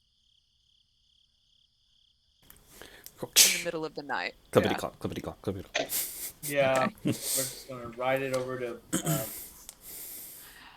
Cervantes, just to be thorough, make me an animal handling check. Because, ooh. So you did pick Sweet Pea, who is just sort of old and fat. She lets you ride her, but it is not a very comfortable ride. Like, Go straight, no, wrong as you way. were- you realize as you were saddling her, you didn't really get the girth tight enough, and like so then the stirrups are kind of uneven, and you're like bouncing around and sliding the whole time. It's comical. It's lucky it's the middle of the night. Otherwise, you would be laughed at. And you are able to go to make it to Madame Flowers's abode, her mansion. Oh no. Yeah, that is where they would be. You bring the horses in, and I didn't know I was going to name these horses before now. So next time next time I'll give them custom. They'll have custom tokens next time. But yeah, you've got horses in the very posh, very nice lady's house who's letting you crash there. Now. Cervantes, why couldn't we keep him at like your place or something? You're not using- My house is like a 2-bedroom, tiny ass house. It's not an estate. I can't hold horses in there. We're already crashing at this woman's place. Also, my neighborhood, not as safe as this neighborhood. Davril, just woo her with your cowboy charm. Well, apparently you getting all the bitches here. You woo her. I have literally been trying not to. There's one too many. Look, I don't know how. Even if I wanted to go there, I don't know how another person might take that if I tried to go down that route. That I particularly know that we have a mutual relationship of. So I don't. Yeah, Lars. I mean, like Cervantes said, you got it. You're getting all these. Wait, Davril, don't tell me you're afraid to get laid too. Fuck. That's not it. What is I with... look at Cervantes and I go, "Do you see what I'm dealing with? Wouldn't you not be afraid?" You just attract a certain type of woman, I'm afraid. You gotta learn to embrace it, son. Dame Lord will throw me out of a window. If she finds out I have a For fake some relationship. reason, you keep attracting the attention of Dommy Mommies. That's up to you. That is on you. It's really, I mean, But I'm a also, man Dommy who has Mommies can big take you for bottom a good... energy. Dommy Mommies can show you a real good time. So maybe you should just learn to relax and just go along with it. Listen, I want to relax, but I also want to relax not out of the nearest window. She kicked a desk? Listen, Yeah, she's Listen, pretty strong. powerful women are really attractive, but you gotta learn how to handle them. You can't just let them throw you out a window. Like, you can't, they can smell fear. You can't be afraid of them. Oh, sorry, out of game. You have to stand up straight and, like, get face to face with them. I'm being lectured. Lars is being lectured by the man he also fears about overcoming the fears of the women in his life. And it's just like, Lars is just like, I can't, I'm gonna die. Oh, god damn it. Does Cervantes actually believe what he is saying? Absolutely. Okay. Yeah. Yeah. I mean, his wife was a go-getter entrepreneur, so I mean, I imagine her as a powerful woman that Yeah, he just had that's to... what I was thinking. He had Yeah, to that's match what I her was thinking. energy to make the relationship work. Oh, like power couple. Yeah, it's like Yeah, you have yeah. to. They're powerful, but you got to be equally powerful so that they respect you and don't treat you like their bitch. Unless you're into that sort of thing. Unless you're into that sort of thing. Yeah. And it's like, you're not pegging me because I'm afraid and I cower. You're pegging me because I allow you to peg me, kind of thing. This is becoming more reasonable the longer you talk. Yeah. I'm hearing this, and I'm like, this is actual relationship dynamics I'm hearing. I'm like, the Lars and Cervantes dynamic. I'm like, these are probably people, actual people. Anyway. So, Oh my god, you this all just park these horses on the back veranda? I said, let's go in and talk to Matt Flowers first before we just park horses anywhere. All right. Is there a place to put up your horses if there's guests? Does Madame Flowers sleep? Like what do they call it? The thing where you tie A the hitching rope. post? Yeah. I'm just from the country. I don't actually know anything about Listen, Say clear. Davril, we can hide them for now What? here, and then we can tell her in the morning because she's probably asleep, and she's probably gonna be real cranky in the middle of the night if you wake her up, and she's gonna throw a fit. Unless genies don't sleep. Do genies sleep? Point. Counterpoint. Davril, you come in with that dust from the west, and you're there, and she's waking up at night, in her, sleepwear. If genies sleep, I'm gonna walk in. Are you suggesting Davril go in there in his nightly attire, which is probably minimal? just boots. Just shut up. It's a bold move, Cotton. Like an open-chested robe that just barely covers the waist, Yeah. Oh my god. Oh my god. So, my headcanon is that Davril wears full long johns underneath his armor, like with a butt flap. Wait, Davril has armor? Yeah, I mean, The he's butt got flap leather got armor. me. Fuck. I always imagine him in a leather trench coat with cowboy boots and a cowboy hat. Yeah, I mean, yeah. that's what I imagine, yeah. Or you could take the assless chaps approach. You go in, Davril. It is very quiet. It's pushing midnight, probably 1 a.m. at this point. All of the servants are abed. I would say that Doremi would have trusted Davril with the key, so you would have a key to the house. Okay. You unlock the door, you come in. There's a little globe light that has been left on, presumably for you all, in the entryway. So nice. I look around. All the servants.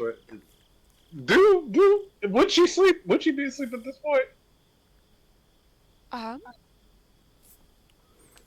Genies do sleep. Hmm. It's unclear. You haven't seen her since the party. Do you want to take a loop around the house to look for her? Yeah. I'm gonna take a loop if I can find her or Saloon. Either her or Saloon, whoever I come in contact first with. Okay. Roll me a perception check or investigation, whichever's higher.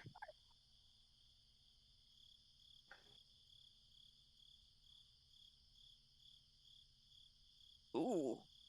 I am just rolling shit today. Nope. You walk around and you go through all of the rooms on the first floor, and you find like an office, and you find a music room, and you find the kitchen and the pantry, and you find like a formal sitting room.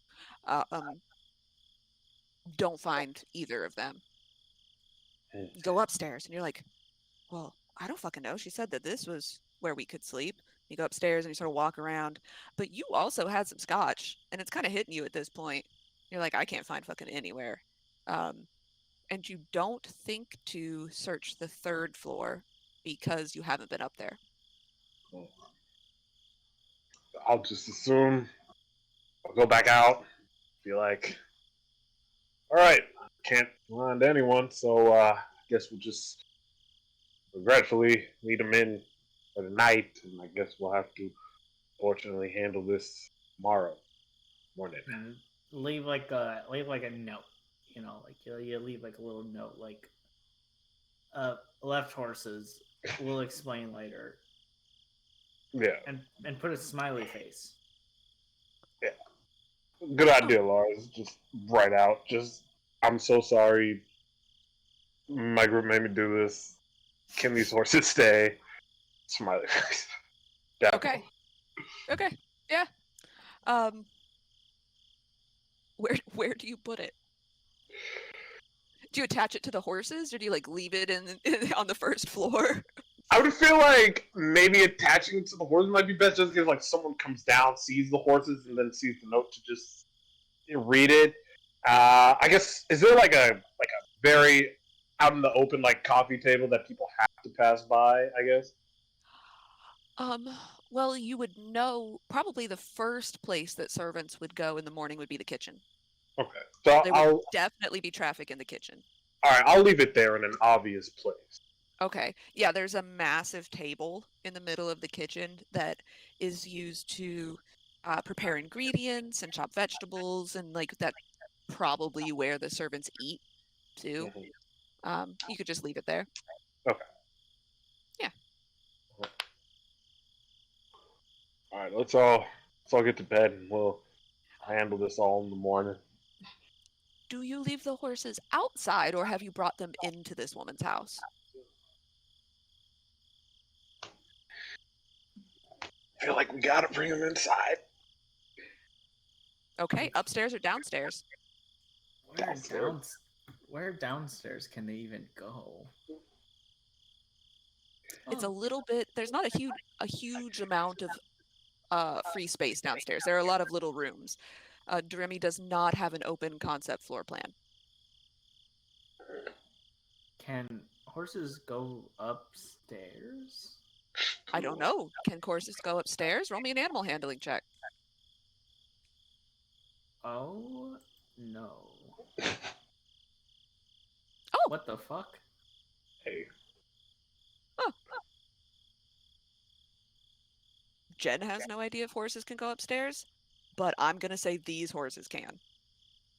You're like, I mean, they've got knees. Why the hell wouldn't they be able to go upstairs? Absolutely.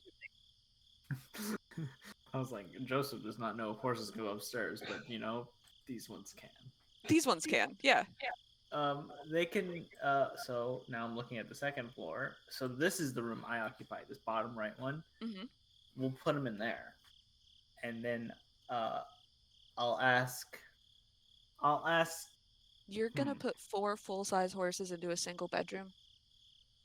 No, These are all large creatures. no. Just FYI. Do you think they should? Well, We can probably fit maybe 2 And in then the room Ian was in. and then 2 here, Okay. like Yeah. this. Split them up. So Yeah, let's split them up. Yeah. let's. Yeah. Yeah. Um, And I'll sleep in one of these little rooms. There we go. yeah, the only room that that is not allowed to be slept in is the one in the top right, because that's Bubbles' room. But and I think Cervantes took this one. So these weird little rooms also are still open. Yeah, I'll take the tiny little room. Okay. That way It I'm close to the feels horses. Yeah, and it feels kind of homey. You know? It's a very posh room, but it's small. The bed's not as soft. You feel a little bit more protected in a smaller room. I pet the horses good night. Like I Yeah. just go up to every one of them and I just pet them. No, that's it. Yep. Uh Hold on. What's your passive perception, Lars? Oh no. My passive perception is 12. Okay, it's fine. Jack tries to steal your wallet, but he only rolled a 7. I was there for the conversation that Jack likes to steal fucking wallets. Yeah, you feel these little soft velvety lips and teeth kind of tug at your coin purse on your belt, but he's a huge fucking horse. I give him finger guns, like like I'm like, hey, and it's like but I give him the look, because game respects game. Yeah. He goes, I blow back at him. yeah. Do you all do anything to protect the carpets or furniture in these rooms? Yeah, I'd probably try to like remove anything that could be broken or shat on. Yes, they were pooped on. Yeah, I'd remove everything. Yeah, and just like Okay. move it. Yeah, just like move it to another room.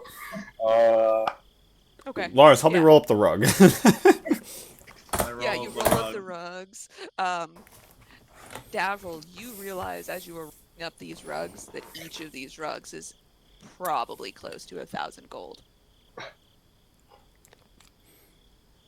The big ones, the ones from the big rooms where the horses are, they're definitely worth a lot of money. Oh, so we saved quite a lot of money for the inevitable shit. Mm-hmm. Yep. Okay. Are there any other pre-bed preparations you would like to make to prepare for your hostess finding out that you've put farm animals in her guest rooms? Not farm animals, prize-winning race horses. Fair. They do have breeding. They're not pigs rolling around in mud. Yeah, I just beg the horses, even though they can't understand, to please not shat on the fucking floor. just hold it. Also, are we just putting Selena in charge of taking care of the Yeah, who is taking care of these horses? You say that, and Sweet Pea immediately poops. She's old. She can't help it. Don't worry. It's okay. When Ian gets back, we'll just have Ian prestidigitate the floor. It's okay. Okay, alright. Prestidigitate the poop away. Yeah, you just magic the poop away, as you do. Okay, yeah. If there's nothing else you'd like to do, you all are welcome to take a long rest now. Long rest even in time. fantasy, shit shovelers don't even have job security. right? I mean, they do in this city because magic is illegal.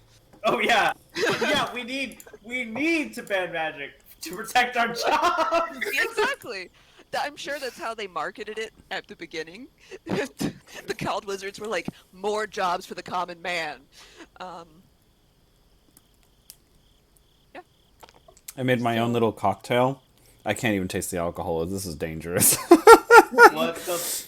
You know, I- I do have French 75 making. I that's filled all up gotta like say. this much with rum, What? Oh my god. and then like this much with triple sec, and then just like a little bit of juice.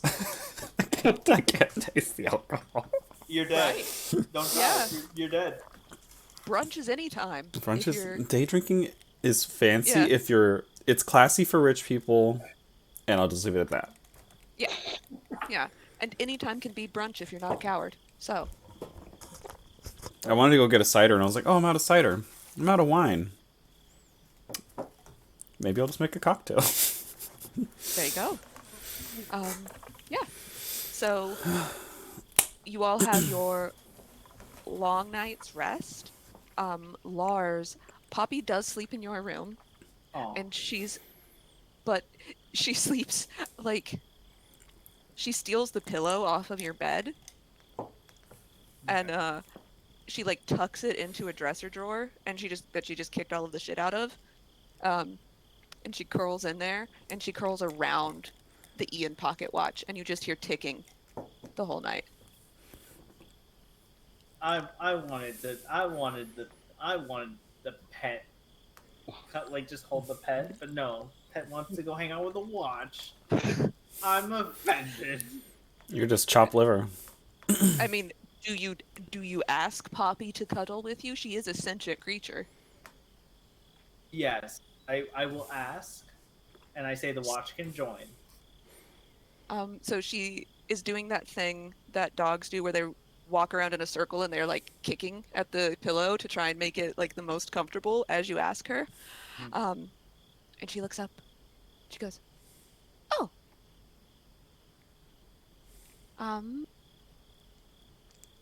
Yeah, okay. Don't sleep on my wings though, they're very delicate." Okay. Okay. She lets you take your pillow back. Yeah. And she will crawl into bed with you. And she curls up in the least comfortable place, like under your armpit. Mm-hmm. So you have to sleep like this. She's right here. But now you have a pet to cuddle with. It's worth it. It's worth it. Yeah. She purrs. That's cute. Yeah. We All right. have- So the first thing, the next morning, that you hear, is just a shatter as Saloon comes up, and she's got a full breakfast tray, and this time the tray has the mimosa, and it's got Cervantes breakfast beer, and it's got a full array of breakfast foods on it, and she's coming up the stairs, and she goes to open the first door with the horses in it, and it just goes big crash, food everywhere, everything broken. And she's like, "Mr. Davril, Yes, so did some of your friends turn into horses?" no, but one of the horses is kind of my friend now. No, I'm guessing you didn't read the note that I left in the kitchen. "Oh, I didn't realize you put them in the guest rooms. You just said you would explain. You were like, there are horses." And I was like, "Well, okay, we have a garden." Yes. That we should move them to the garden. That is a good point. Look, I'm not gonna lie. It was very late. We might have been under the influence. Right.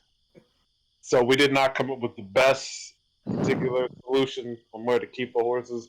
I am very sorry that it was not my idea.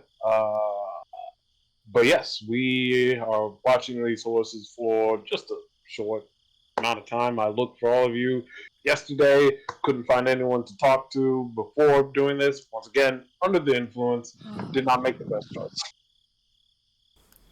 For future reference, Mr. Daverill, the servants' quarters are on the 4th floor. Mm. Just my bedroom is the one at the end of the hall. You can knock. I get paid. You paid me enough to answer. I gave her like 10 more gold pieces. I'm so sorry. I actually like these people.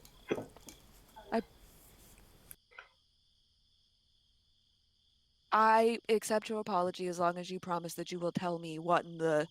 I need to know the story about this at some point. Yep. In the meantime, and she leans over the stairwell and just shouts down for Timothy, will you get up here, please? And you see a a gnome, a male gnome, scurries up, and he's wearing like overalls, like he looks like a gardener. And he comes up, and we have some animal guests, Timothy. Um, I know you grow up on a farm.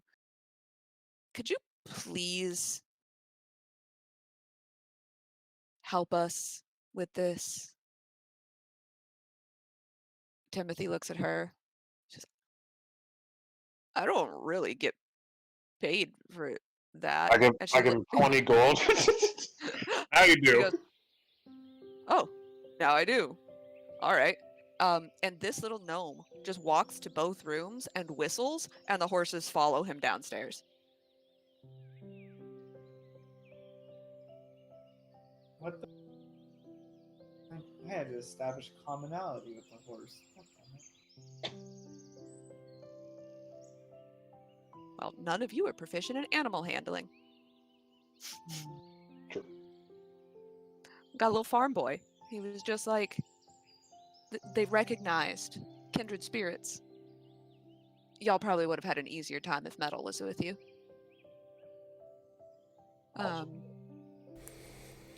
She dropped my breakfast. Does my breakfast come? Yes, given enough time, everybody gets their breakfast. Everybody gets breakfast. It is just as good. As you remember, Lars, you have to share your breakfast with Poppy. That's okay. I don't eat much. She eats all of it then. I need to eat something. Oh, well, okay. So why don't you put the stuff that you want to eat on this side of the tray, and I will just eat what's on the other side of the tray. Okay, next time, that is what I'll do. I'll differentiate what I want, and you can have everything else. Okay, can I have some of your breakfast beer? I don't have breakfast beer. Oh. What's this? Can I have some of this? What is this? What is she pointing at? It's a mimosa.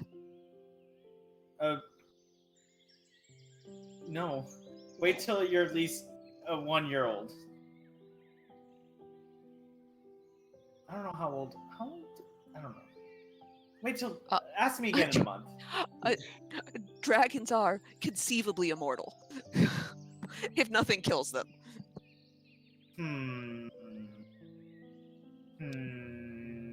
Okay, fine. She stands up on her little back legs, and she's barely, without her tail, barely as tall as the champagne flute. And she puts her little paws on the edge, and she puts her whole face in the champagne flute. And she drinks some. Ah! What? You won't drink that on purpose? Ah! Yeah, I remember my first one. You hear knocking on Lars' door. Knock, knock, knock. Yes, hello, enter. Lars, are you naked? Let me in. I'm not naked. Let me in. Oh. Lars, She uses Mage Hand to open the door for Cervantes. it opens and I'm standing there in like my in my pants, but I haven't put a shirt on yet, and I'm like, but I have my necklace, and I look like I'm sweating. Why are you sweating? Morning workouts. Do you not do those? That's why No. you're so small. You need to get bigger. Lars, we have things to do today. Hurry up, get dressed. It's a little early to start this. What do you It's mean? like 7:30 in the morning. Rise and shine. We have tea with the Salam Translator. Again? Yeah. He's making that up. Roll a deception check. Oh, let me roll this. unless your intention is to go and invite yourself to the Salim Chance for tea. I was like, is this like this could be a thing we've done? I'm not like lying. I'm just pronouncing we're gonna have tea with them. Yeah, Lars, you know that you don't actually have an invitation, but you also know that Lars will invite himself to people's houses for tea. Yes. Lars, Cervantes. Lars, Or this is important. Cervantes. Yeah. Yeah. All right, let's go. I need to. Yeah. As all of that's going on, and Seluna will serve Davril his breakfast, and then she says, you asked me to keep an eye on Madame Flowers, right? Yes. I still haven't seen her, but Ivar Sunstride was here yesterday. He didn't speak to me, because, well, but he spent some time in the music room, a couple of hours, and then he left again. Do you know what he did in the music room? Well, I didn't hear any music. That's all I can tell you. I tried to listen at the door, but I couldn't hear anything on the other side. Like, I couldn't even hear him moving around. Like, you get really used to hearing people in other rooms when you live in a house like this. I couldn't even hear, like, shoes move across the floor or, like, the rustle of clothes as somebody's walking. I didn't hear anything, but I did try to listen.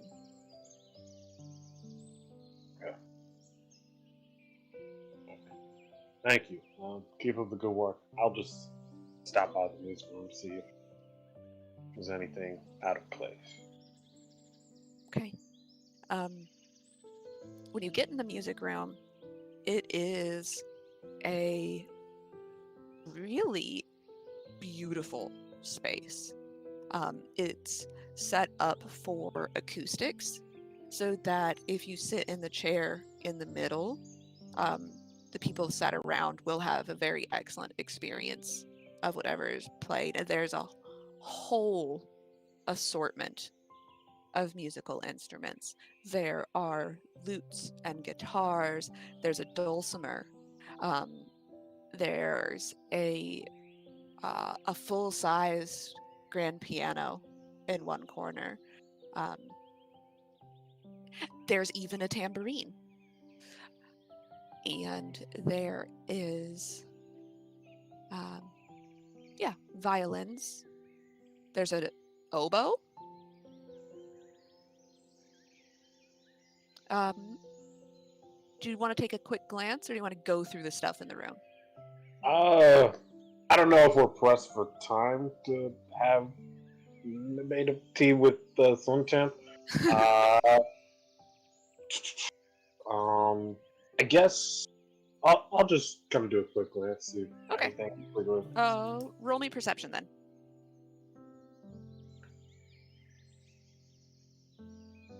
Did we get money from the You got money off of Sid. It Okay. was Sid had 800 gold on him. Sorry, yeah, I just wanted to make sure if Cervantes was crafty enough to get money. But From, no, he said that he just wanted the horses.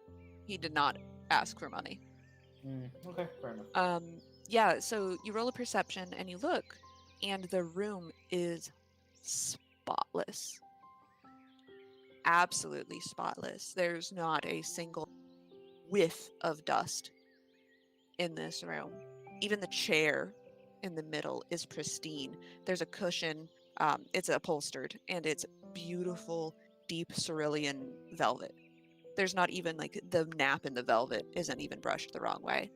But you do notice that on the seat of this chair is a silver flute. And there are fingerprints on the keys of this flute. It is the only thing in this room that is in any way less than pristine. Can I pick up and maybe just blow into the flute, see what happens? Sure.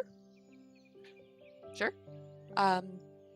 When you pick it up, it feels heavier than it should.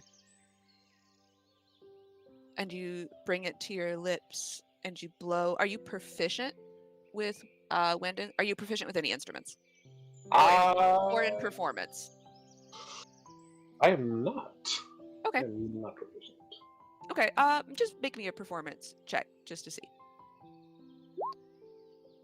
Yeah.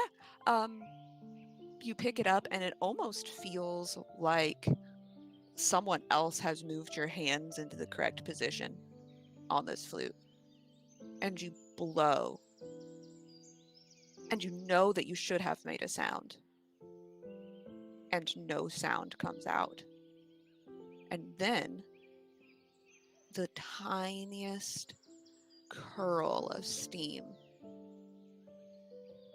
comes out of this flute. And it gets bigger and bigger and turns blue. And you see Madame Flowers in her natural form rather than in her genasi form.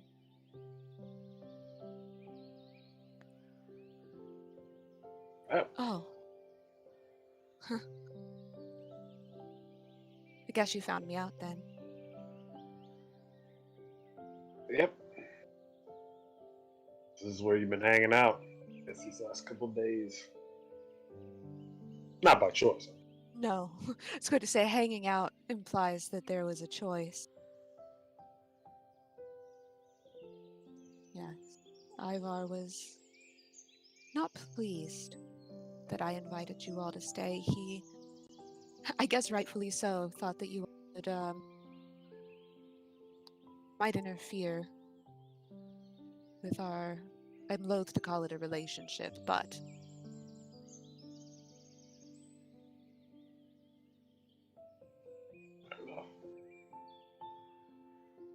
So, I'm guessing he did trap you in there, or is there like a? Does he know that you're out now? Or? oh.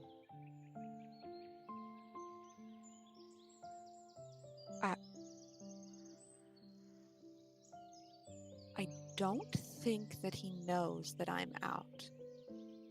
He's powerful, but he's not omniscient. He just simply told me that I couldn't come out until I was summoned. I suppose he didn't think that one through all the way. So no, I think that we're safe for now.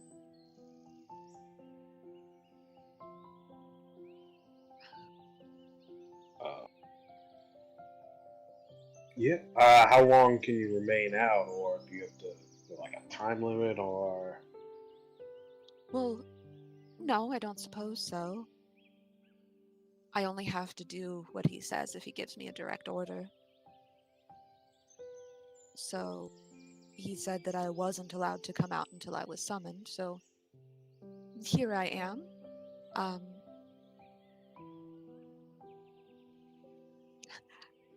I can't grant any wishes in this predicament, if that's what... I'm a bit beholden. Nah, it'd be too easy if I could just simply cast a wish to kind of end this situation. So, nah, I get it. Yes. easy. I should probably go back whenever it is that you all leave, because he has free reign in my home. And I wouldn't want him to catch me disobeying.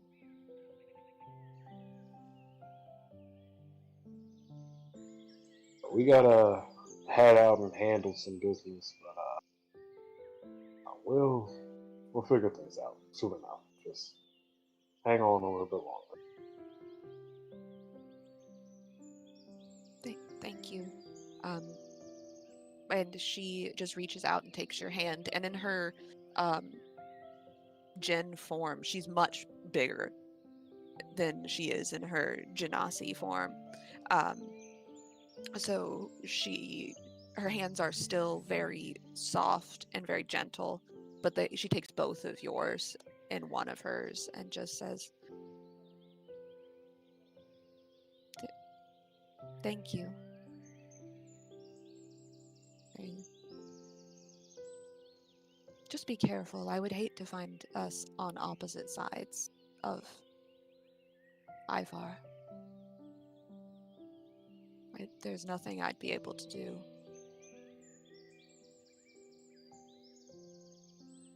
I would hate for that to happen too. Pretty sure you probably right. Well, it's flattering to hear so, and also yes. Figured as much. But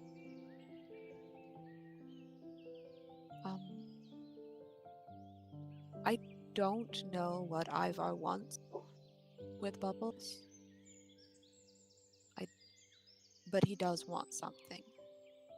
So even if you can't help me, please protect my daughter. Of course.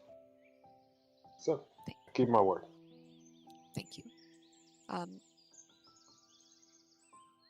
And if there's nothing else as you all leave, she disapparates back into the flute. Huh?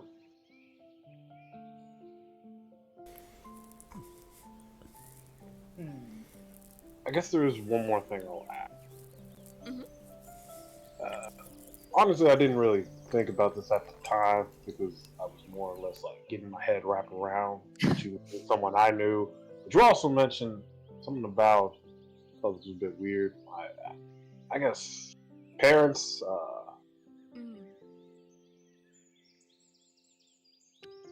Yes.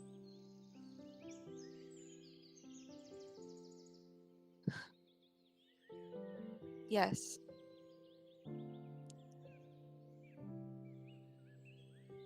Your mother, I think.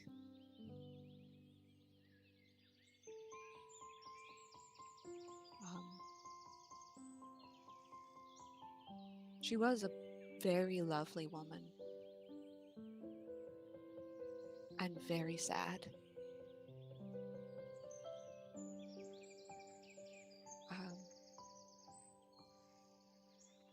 But since her husband was...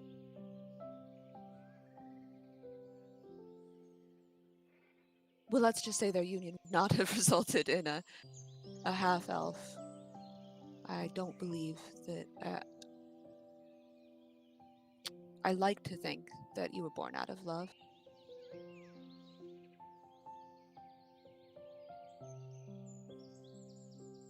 I don't know. Wow. That's it. I'll need to get the rest now.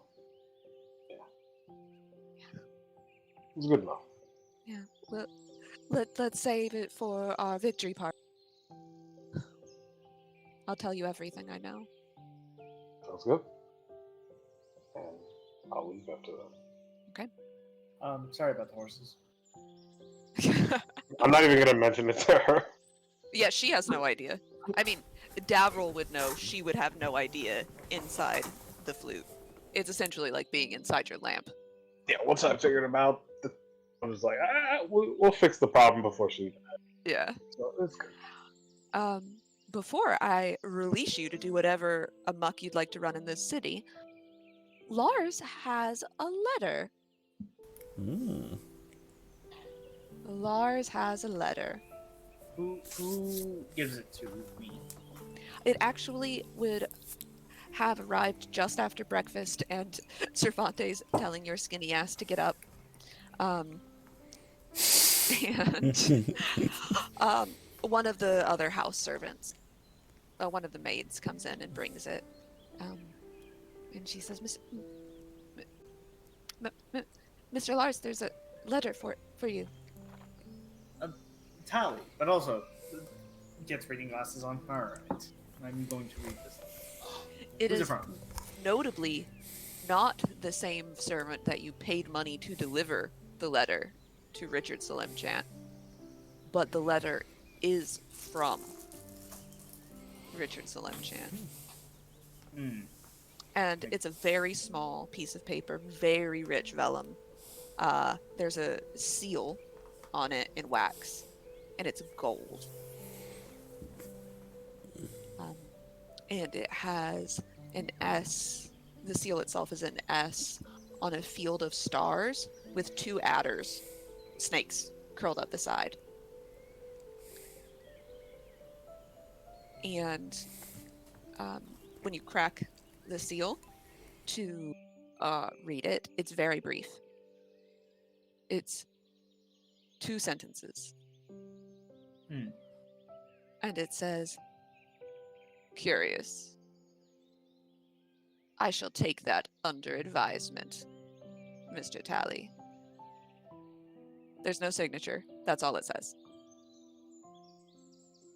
I keep this letter, with me. I keep it in my inventory.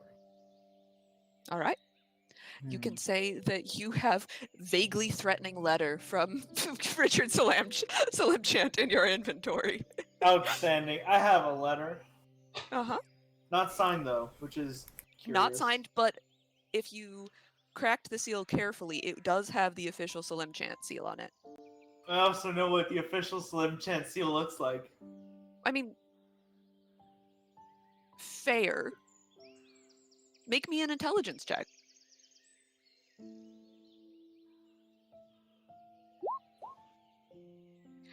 You might not know what the seal looks like, but you know what seals do.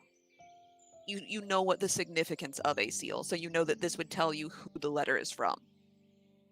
Well, what I meant is, Lars wanted to do something a little funny. Forging. Oh, gotcha. Yeah. Well, if a criminal wanted to do crime. Well, presumably, if you found someone who could do metal smithing who was also good at forging, this would be enough that someone could forge a signet ring or a stamp to do a seal with. Long shot, but it's in there. It's in there. I got it. Yeah. Well, I can say after telling Lars we have things to do, I would have gone and gotten properly dressed. Before we do anything, I'm going to write a letter. Okay. I'm going to. So I request from that servant who came to me. I request him a bottle of ink. And I pull out 2 instruments. It looks like 2 long sticks, but at the end, it looks like tied to one stick, it's a chicken foot, and to the other side, it's a chicken's skull with the beak on it. So the only person in the room, do you pull this out while the servant is there, or is Poppy the only witness? I was like, is there even a table in that little room? I gotta find a table. Hold on. Yeah, the larger rooms all have drawing tables in them where you could sit and write a letter. I got a larger room because I was like, I don't think this thing has a table. Yeah, it's very easy to find a place. Yeah. Yep. So I begin to dip this chicken foot into ink and the chicken beak that's on the end of sticks into ink, and I begin to write a letter. Okay. To whom are you writing this letter? Mima. And do you tell your Mima all about your adventure? Yes, I tell the adventurers so far, and also that I have women problems. It's Oh. very awful. Oh, okay. So what sort of women problem advice do you ask Mima for? How do I get a woman not to kill me? Honestly, you are asking the right person, probably. And I explain my situation, and yeah, my goal is not death. Okay. Your goal is so that Mima knows what kind of advice to send back. Is your goal simply to not die and avoid this woman's attention? Or are you looking for a way to not die and keep this woman's attention? The latter. The Okay. latter. Gotta have my cake and eat it too. Right. Gotcha. Having the cake is living. Is that what you write at the bottom? Yeah. Okay. So If I was you're really like- ambitious, I'd be like, now how can I capitalize on both of these problems? So, okay. Do you express that your adventures in religiosity are also connected with this deadly woman? Yes, I do Okay. explain. You tell all of it. Yeah, you tell your Mima everything, and you're like, please help. Please help. I have new faith, but also my new faith is being guided by a woman who could who could definitely kill me by pure will. Yeah, she just looks at you too hard. Okay. So I'm just like writing with this chicken foot. Okay. So the writing, well, basically what I do is like I just get the chicken foot and I kind of like smack the paper in different directions. So basically the chicken foot makes different symbols in different directions depending on how I hit it. And then I get the little beak and I put more detail to those bigger chicken foot letters. Poppy is on your shoulder watching you do this. She's like, I've seen Ian write in his little book. And some of it is I can't read actually, but it doesn't look like that. It is a goblin. Oh. Are you a goblin? No. Oh. Mima's a goblin. I mean, oh. You have a Mima? Yes. That's love. Will she be my Mima too? I don't. Yes, she's everybody's Mima. Good. So now I have a lot of dads and a Mima. I put a note about Poppy. Canonically, like- everybody's Mima. I'm like, I've hatched a, like, I describe the situation, I'm like, I've hatched it, and this creature thinks I'm its father. I'm not. Parentheses. Nah, I'm not. But I'm now raising this with my adventurers friends. You're raising this with 4 other men. Yes. One of them's a robot. Yes. The robot was the mother by technicality. By technicality, I think he's technically the incubator. Whoa, we don't use that word here. Wow. He was the surrogate. That's a Yeah. yeah. Okay. I'm now thinking of a way now you can just be very offensive to somebody, just be like, you're just the Honestly. incubator. Thank God nobody else was in that room when you did this. Poppy doesn't know enough to know that's weird. The only person she's ever seen write anything was Ian, and he's writing down spells. It's also good they That's probably true. can't read. Yeah, Two writings. can't read. Okay. So, what would you all like to do? After leaving Lara's room, I would have gone over to Davril's. Davril, would you have been in your room? You've been wandering around. That's true. Yeah, eventually I'd meet up with you. Like, when you're coming back to your room, you see me knocking on your door, just like incessantly, you have no idea how long I've been there knocking. Davril! I'm right here. Davril, wake up. Davril, what are you doing up so early? I had to go check a few. What never mind. Yeah, what? You need something from me? Yeah, we have tea at the Slim Chance in the afternoon.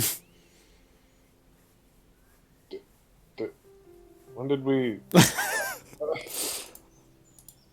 Uh, Honestly, I guess honestly at this point I would believe it. At this point, we just keep barging into anywhere with tea. So, all right, sure, yeah. all right, look. Yeah. We have tea with Thay's Solemn Chant this evening, or this afternoon, sorry. They still in chat? Thay's Solemn Chant. You remember from the party, don't you? Yeah, I remember. Yeah, we have tea with him. And we, because it is necessary that we, since Metal's not here right now, we go and express our apologies for our friend's behavior at the party. And we make polite with society here. Out of character, remind me. They is the one you're trying to kill, right? No.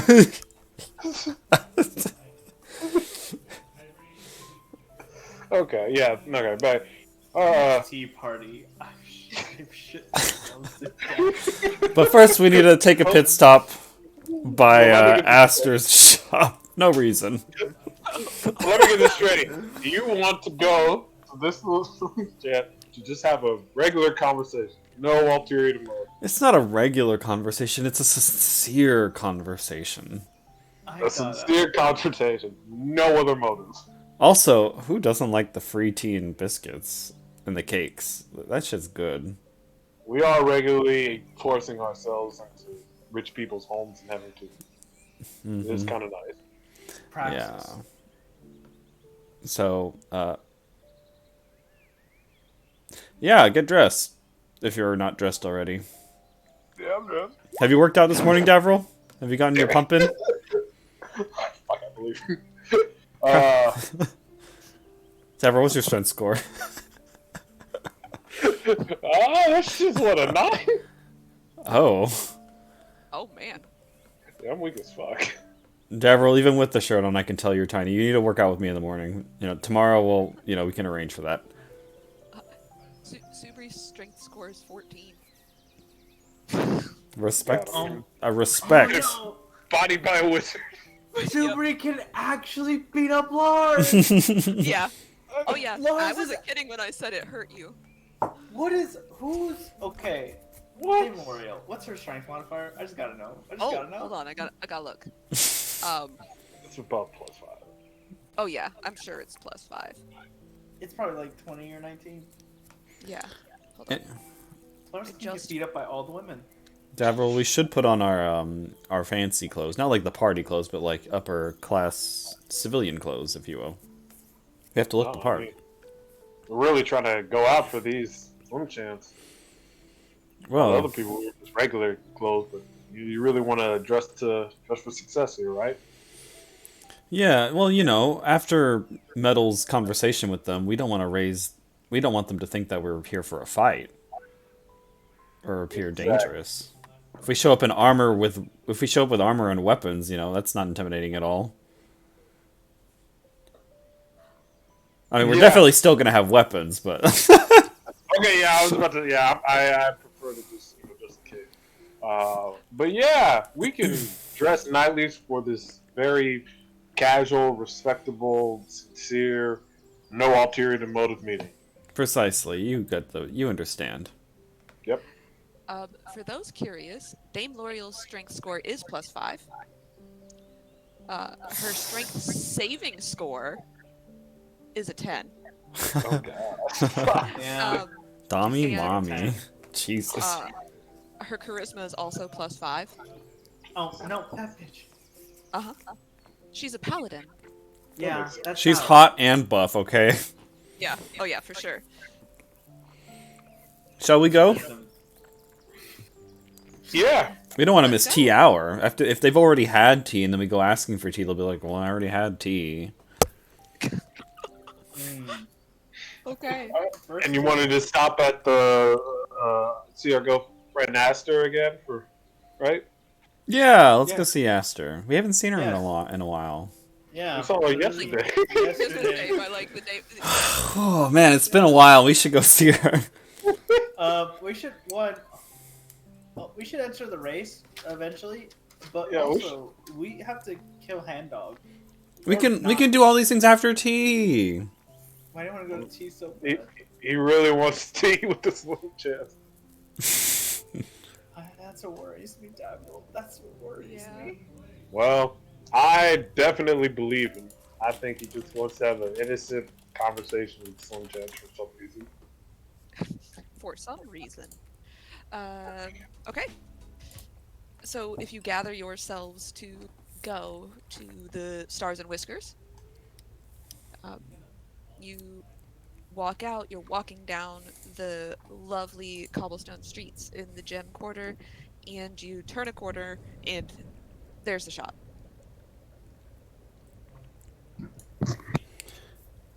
Knock, knock, knock. I ring. I enter the door, and the bell rings.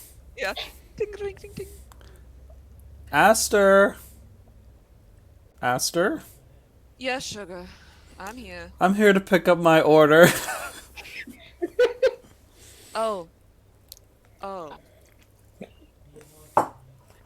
And when you walk in, Aster looks human. Oh. Oh. I see. Today you felt like stretching your legs? Um, it's nice. Sure, it's nice to revisit old skin, if you will. You should be like a big cat, like really big, and then you can like charge into battle as a big cat. Oh. Well, all right. And she snaps her fingers and she turns into a tiger. Bigger. This is an odd request. Is this a kink? I just want like from My Hero or not My Hero, My Neighbor Totoro, the giant bust cat. Oh. I was like, bigger. We need a bust cat. God damn it. Well, Sugar, and she talks to you, but you hear it telepathically rather than from her cat throat, because that would be weird. That would be weird. Well, Sugar, there's not really enough room in here to be that large. And I've never actually seen a bus cat, so I can't do that for you. I'll draw it up for you. Don't worry. Lovely, lovely. Letter for Aster. Did I pay for this order up front, or do I owe her money? No, no one paid me upfront, Sugar. Oh god. Because I was unclear at the time of your ordering if I could actually pull this off. Did you? Yes, I have made you lethal laxative. How did you know it was lethal? How do you know?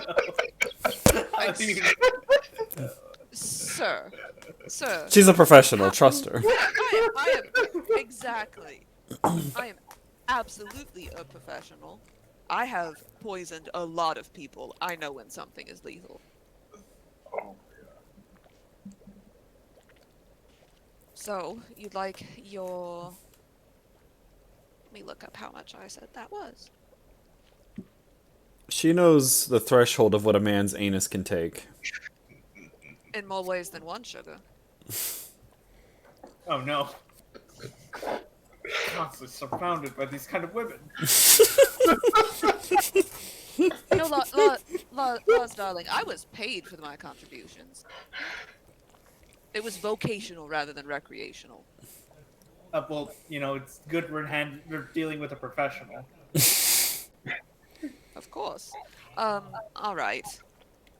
Savante Sugar, it will be 250 gold. Yes, ma'am. If Yes, kitty you cat. you have to pay extra for that. Oh no. That was cringe. Yeah. He deserved to pay more. Yeah. If you have homebrew turned on, you should be able to search up laxative parentheses lethal. Oh my god, she made it. I did. Laxative, lethal. Got it. Uh-huh. Oh man. Hold on, I gotta look at this. Oh yeah. Oh yeah. I gotta. This is the peak of my D&D career. I gotta look this up too. Hmm.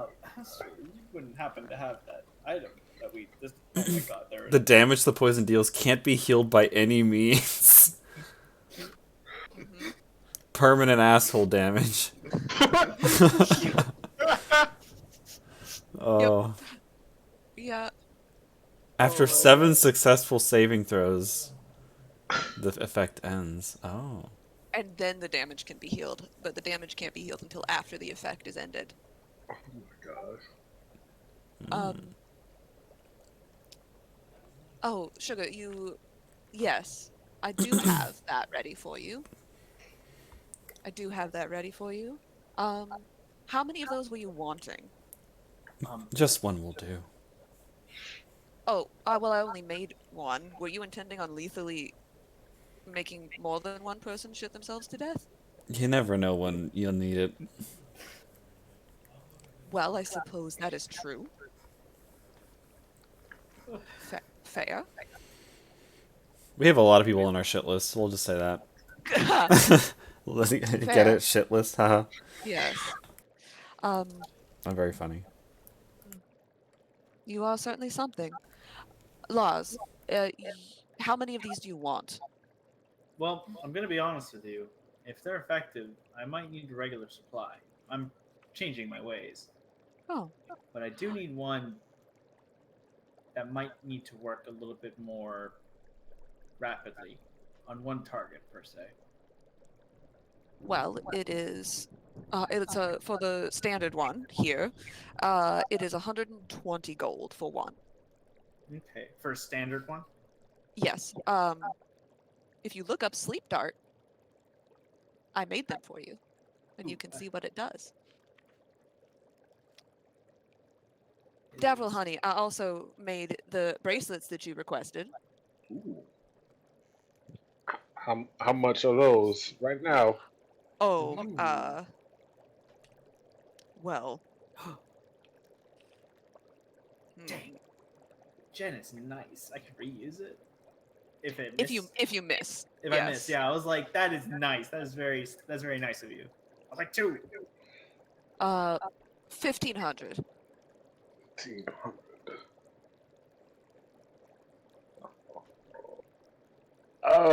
You got like a payment plan or anything? You got anything to sell me? Perhaps we can make a trade. Y'all picked up some bullshit last time, if I remember correctly. We did actually, yeah. We did. Hold up, I'm pulling up the list. Can you imagine if we sold the guy's horses? Holy shit! Oh, What do you think is more likely to get me killed?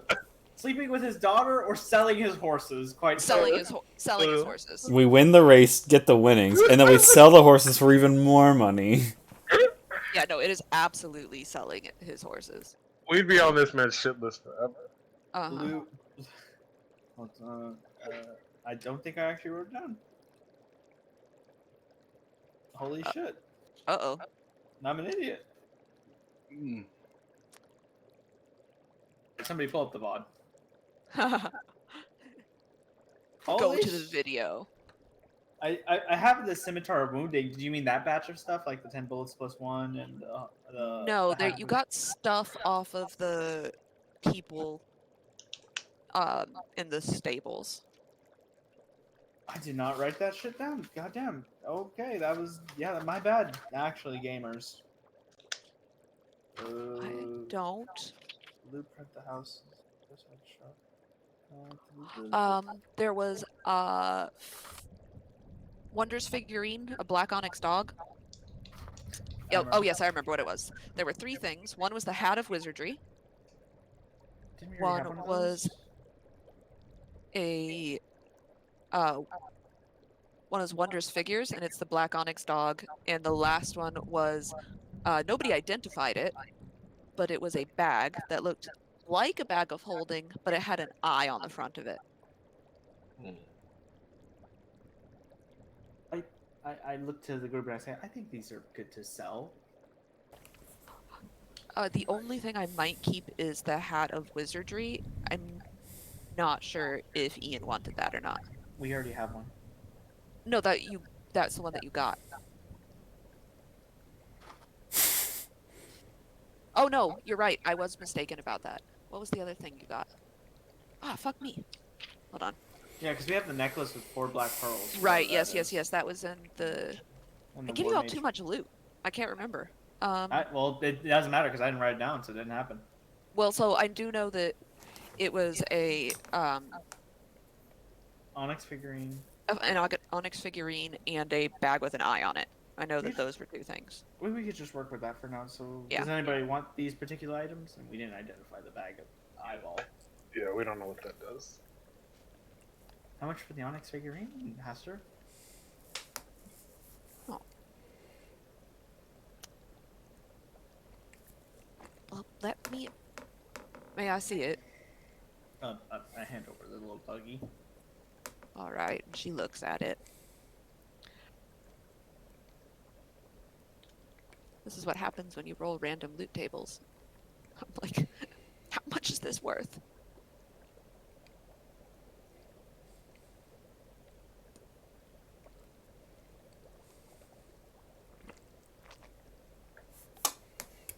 Okay.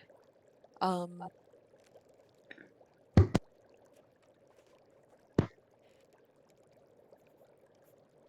give you 700 gold for it. How much do you need, Davro? So let's see. I have about 500, a little bit over 500. I guess we could sell this book. I guess I wanted to maybe read it first. I think you should read it too. Never know what knowledge is, but I don't know. I don't read books. Yeah. Let's see. Um, Yeah. What's it called? Yeah, I mean, yeah, you know I'm good for it. I guess. I don't know. Yeah, I guess I'll go back to. Do you do loans? I guess Aster. Wait, how many people are in our party? 5. Five. Well, just take all the 700 gold. I'm just gonna make an executive order and just say, hey, fuck it. If we Are you sell the going to honor- sell that bag? How much are you willing to pay?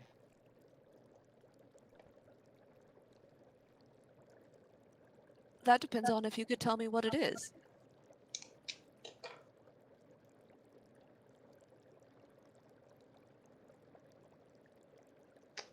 I'm in my mind's eye. I'm going to try to guess, not knowing jack shit, and having Okay. -1 on Arcana. Okay.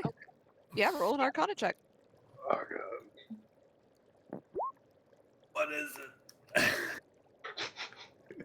Well, the best you can do is that it looks like a bag of holding.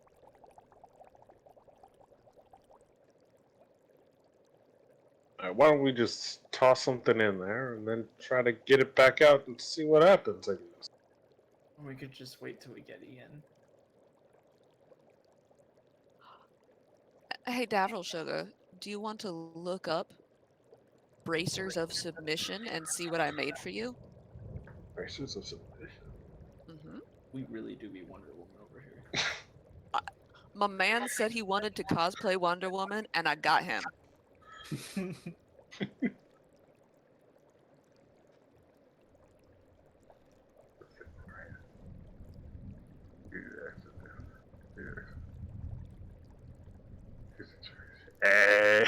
Hey. Oh, I want these braces. God, I want these fucking braces. I want that bag. But you're not willing to name a price. Oh, well, I'd certainly name a price if you want to sell it without knowing what it is. What's your price? 1,500. How much do you need, Davro, for your braces? I would need about 1,000 or such. Plus the 700. Let's see. 1,600.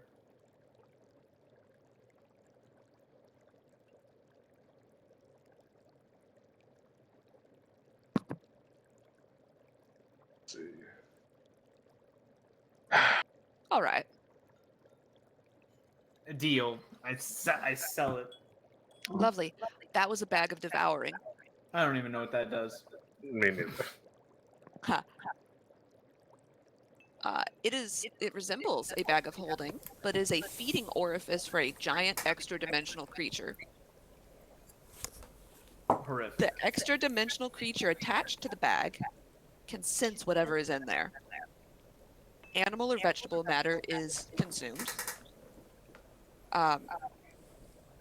If you reach inside, there is a 50% chance that the creature is pulled inside the bag, Oh no. and you have to make a DC 15 strength save to get out of it.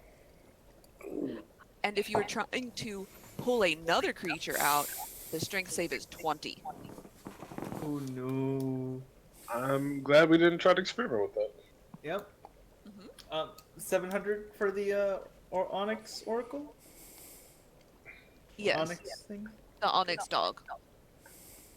Honestly, you can't use this anyway. This turns into a Mastiff, and none of you is small enough to ride this.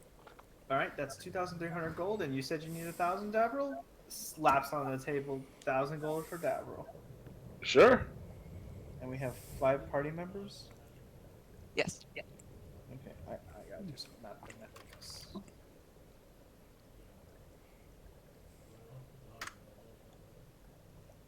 Doing some party contributions. Everybody gets 260 gold pieces. Left over.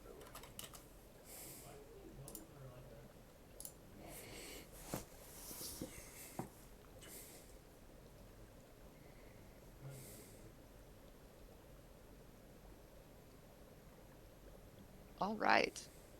Well, Sugars, do you want to know what is on tap for today?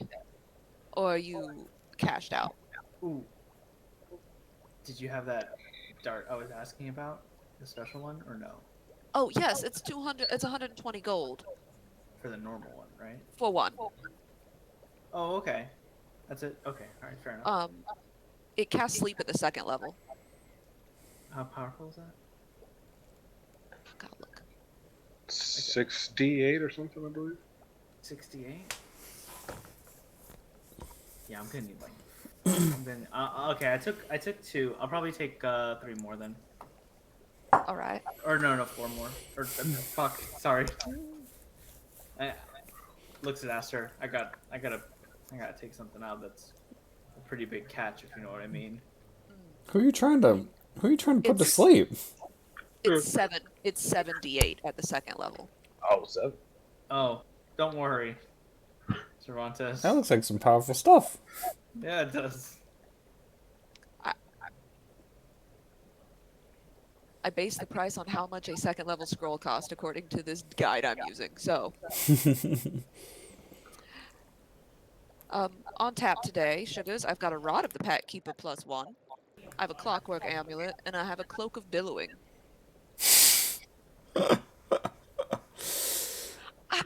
I know. The last one's the How much? starting out. Oh, lovely. 150 gold. For a cloak of billowing? It just makes you look badass. I'm gonna buy that cloak of billowing. God damn it! God damn it! God damn it! Fucker! You can see Lars actively pissed.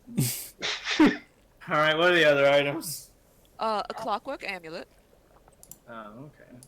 which allows you once per day to, instead of rolling a d20, you just automatically get a 10 on the dice. But you have to do that before you roll, right? Yeah, you can decide. This is the thing I really need to pass. And the pass is It's 10. this 10, and then whatever your modifier is. And the other one? Rod of the Pack Keeper, I believe this is only of interest to your cowboy friend. Oh. I will trade back in the Pearl of Power for the Rod of the Pack Keeper, if that's possible. Let me look to see how much I Doing some economics charged here. for that originally. Doing some monkey-nomics. I promise that I did not do this to make Davril make tough decisions. This is why we gotta go get the dog and put him down. I gotta make money. I'm actually not making money. Deal. Okay. Y'all definitely paid 2,000 gold for that pearl of power, so I don't think I'll take the clock. Are you satisfied, Davril? Yes, I am. As am I. You see me, like, throw the cloak on, and then I stand up like this, and it just starts to billow. Motherfucker looks badass. Okay. Sugar, do you want that custom color? Red. All right, one moment, please. Why is it like I like picture him? He's like there, and it's like fluttering as if there's like wind. There is no wind. No, it's currently black, and it's got gold trim across the bottom. And she leans in the back and goes, "Willie Sugar, can you change the color on something?" And a young blonde man sort of steps out, and he's oddly blue. And he just looks at the cloak and goes, and points. And it turns red, and then he sneezes. And both he and Aster pause and look around to see if anything's going to explode. And when it doesn't, he goes in the back.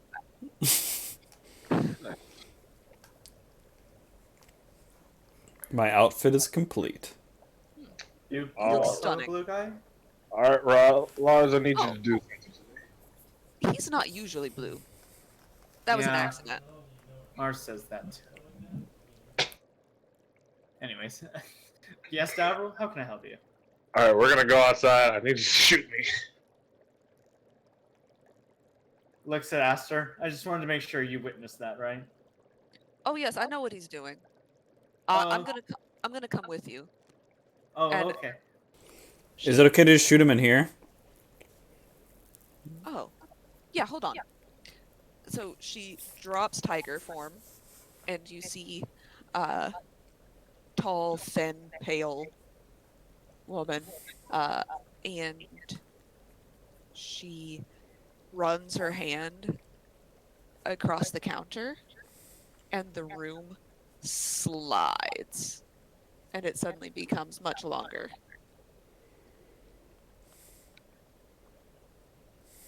Stand down there, Davril Sugar. All right, I did so.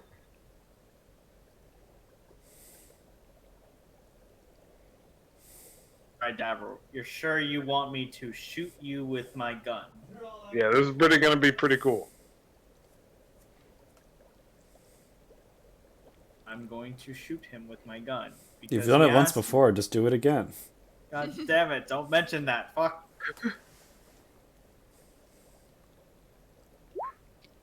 Does that even hit? I No. missed. No. Aster will see you like start to stand wrong, and she's like, "Sugar, come on now." And she stands behind you and rearranges your stance, and she uses the help action so that you have advantage. I'm sorry, my heart wasn't in it. There we go. That will definitely hit. Do I roll damage? Mhm. Uh, No sneak attack. He knows you're shooting him. Shit. Fuck, I actually rolled math. Oh, fuck. 14 damage. Take 4. Ah! He brings the bracers up, and it dings off, but it's the first time he's used it, so it actually just he just slides across his arm a little bit. Down. Runs up to him and slaps him with the cure wounds. No, it's fine. It's fine. It was just a little scratch. Alright, alright. You tell the word and I'll hit you with the cure wounds. I'm gonna keep practicing. Yeah, just wanted to try it out the first time. Would you gentlemen like to expend our resources further, or do you want to keep shooting each other, or are we gonna, I don't have resources to expend. Let's go and, I don't know, go do something totally not suspicious with your laxative.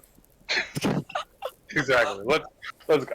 Aster, it's been a pleasure as always. As always, Sugar. please, if you come up with more custom items, we do love a challenge. I can see that in Willie's eyes. Or that blue man's eyes. No, it's Willie. You got it right, Sugar. Oh, how did I know that? That's so strange. I said his name last time, Oh, and I I did guess say so. it just now. He looks like a Willie. That What? he does. Yeah. Just like how Not like you that. Not look like like that, a... Sugar. Anyway, I walk out the door with Kate billowing. I hope his blue gets better. Leaves. Oh, Yeah. I'll fix it in a moment. It's fine. Yeah, you walk out, and the shop disappears. Davril, you have the invitation, right?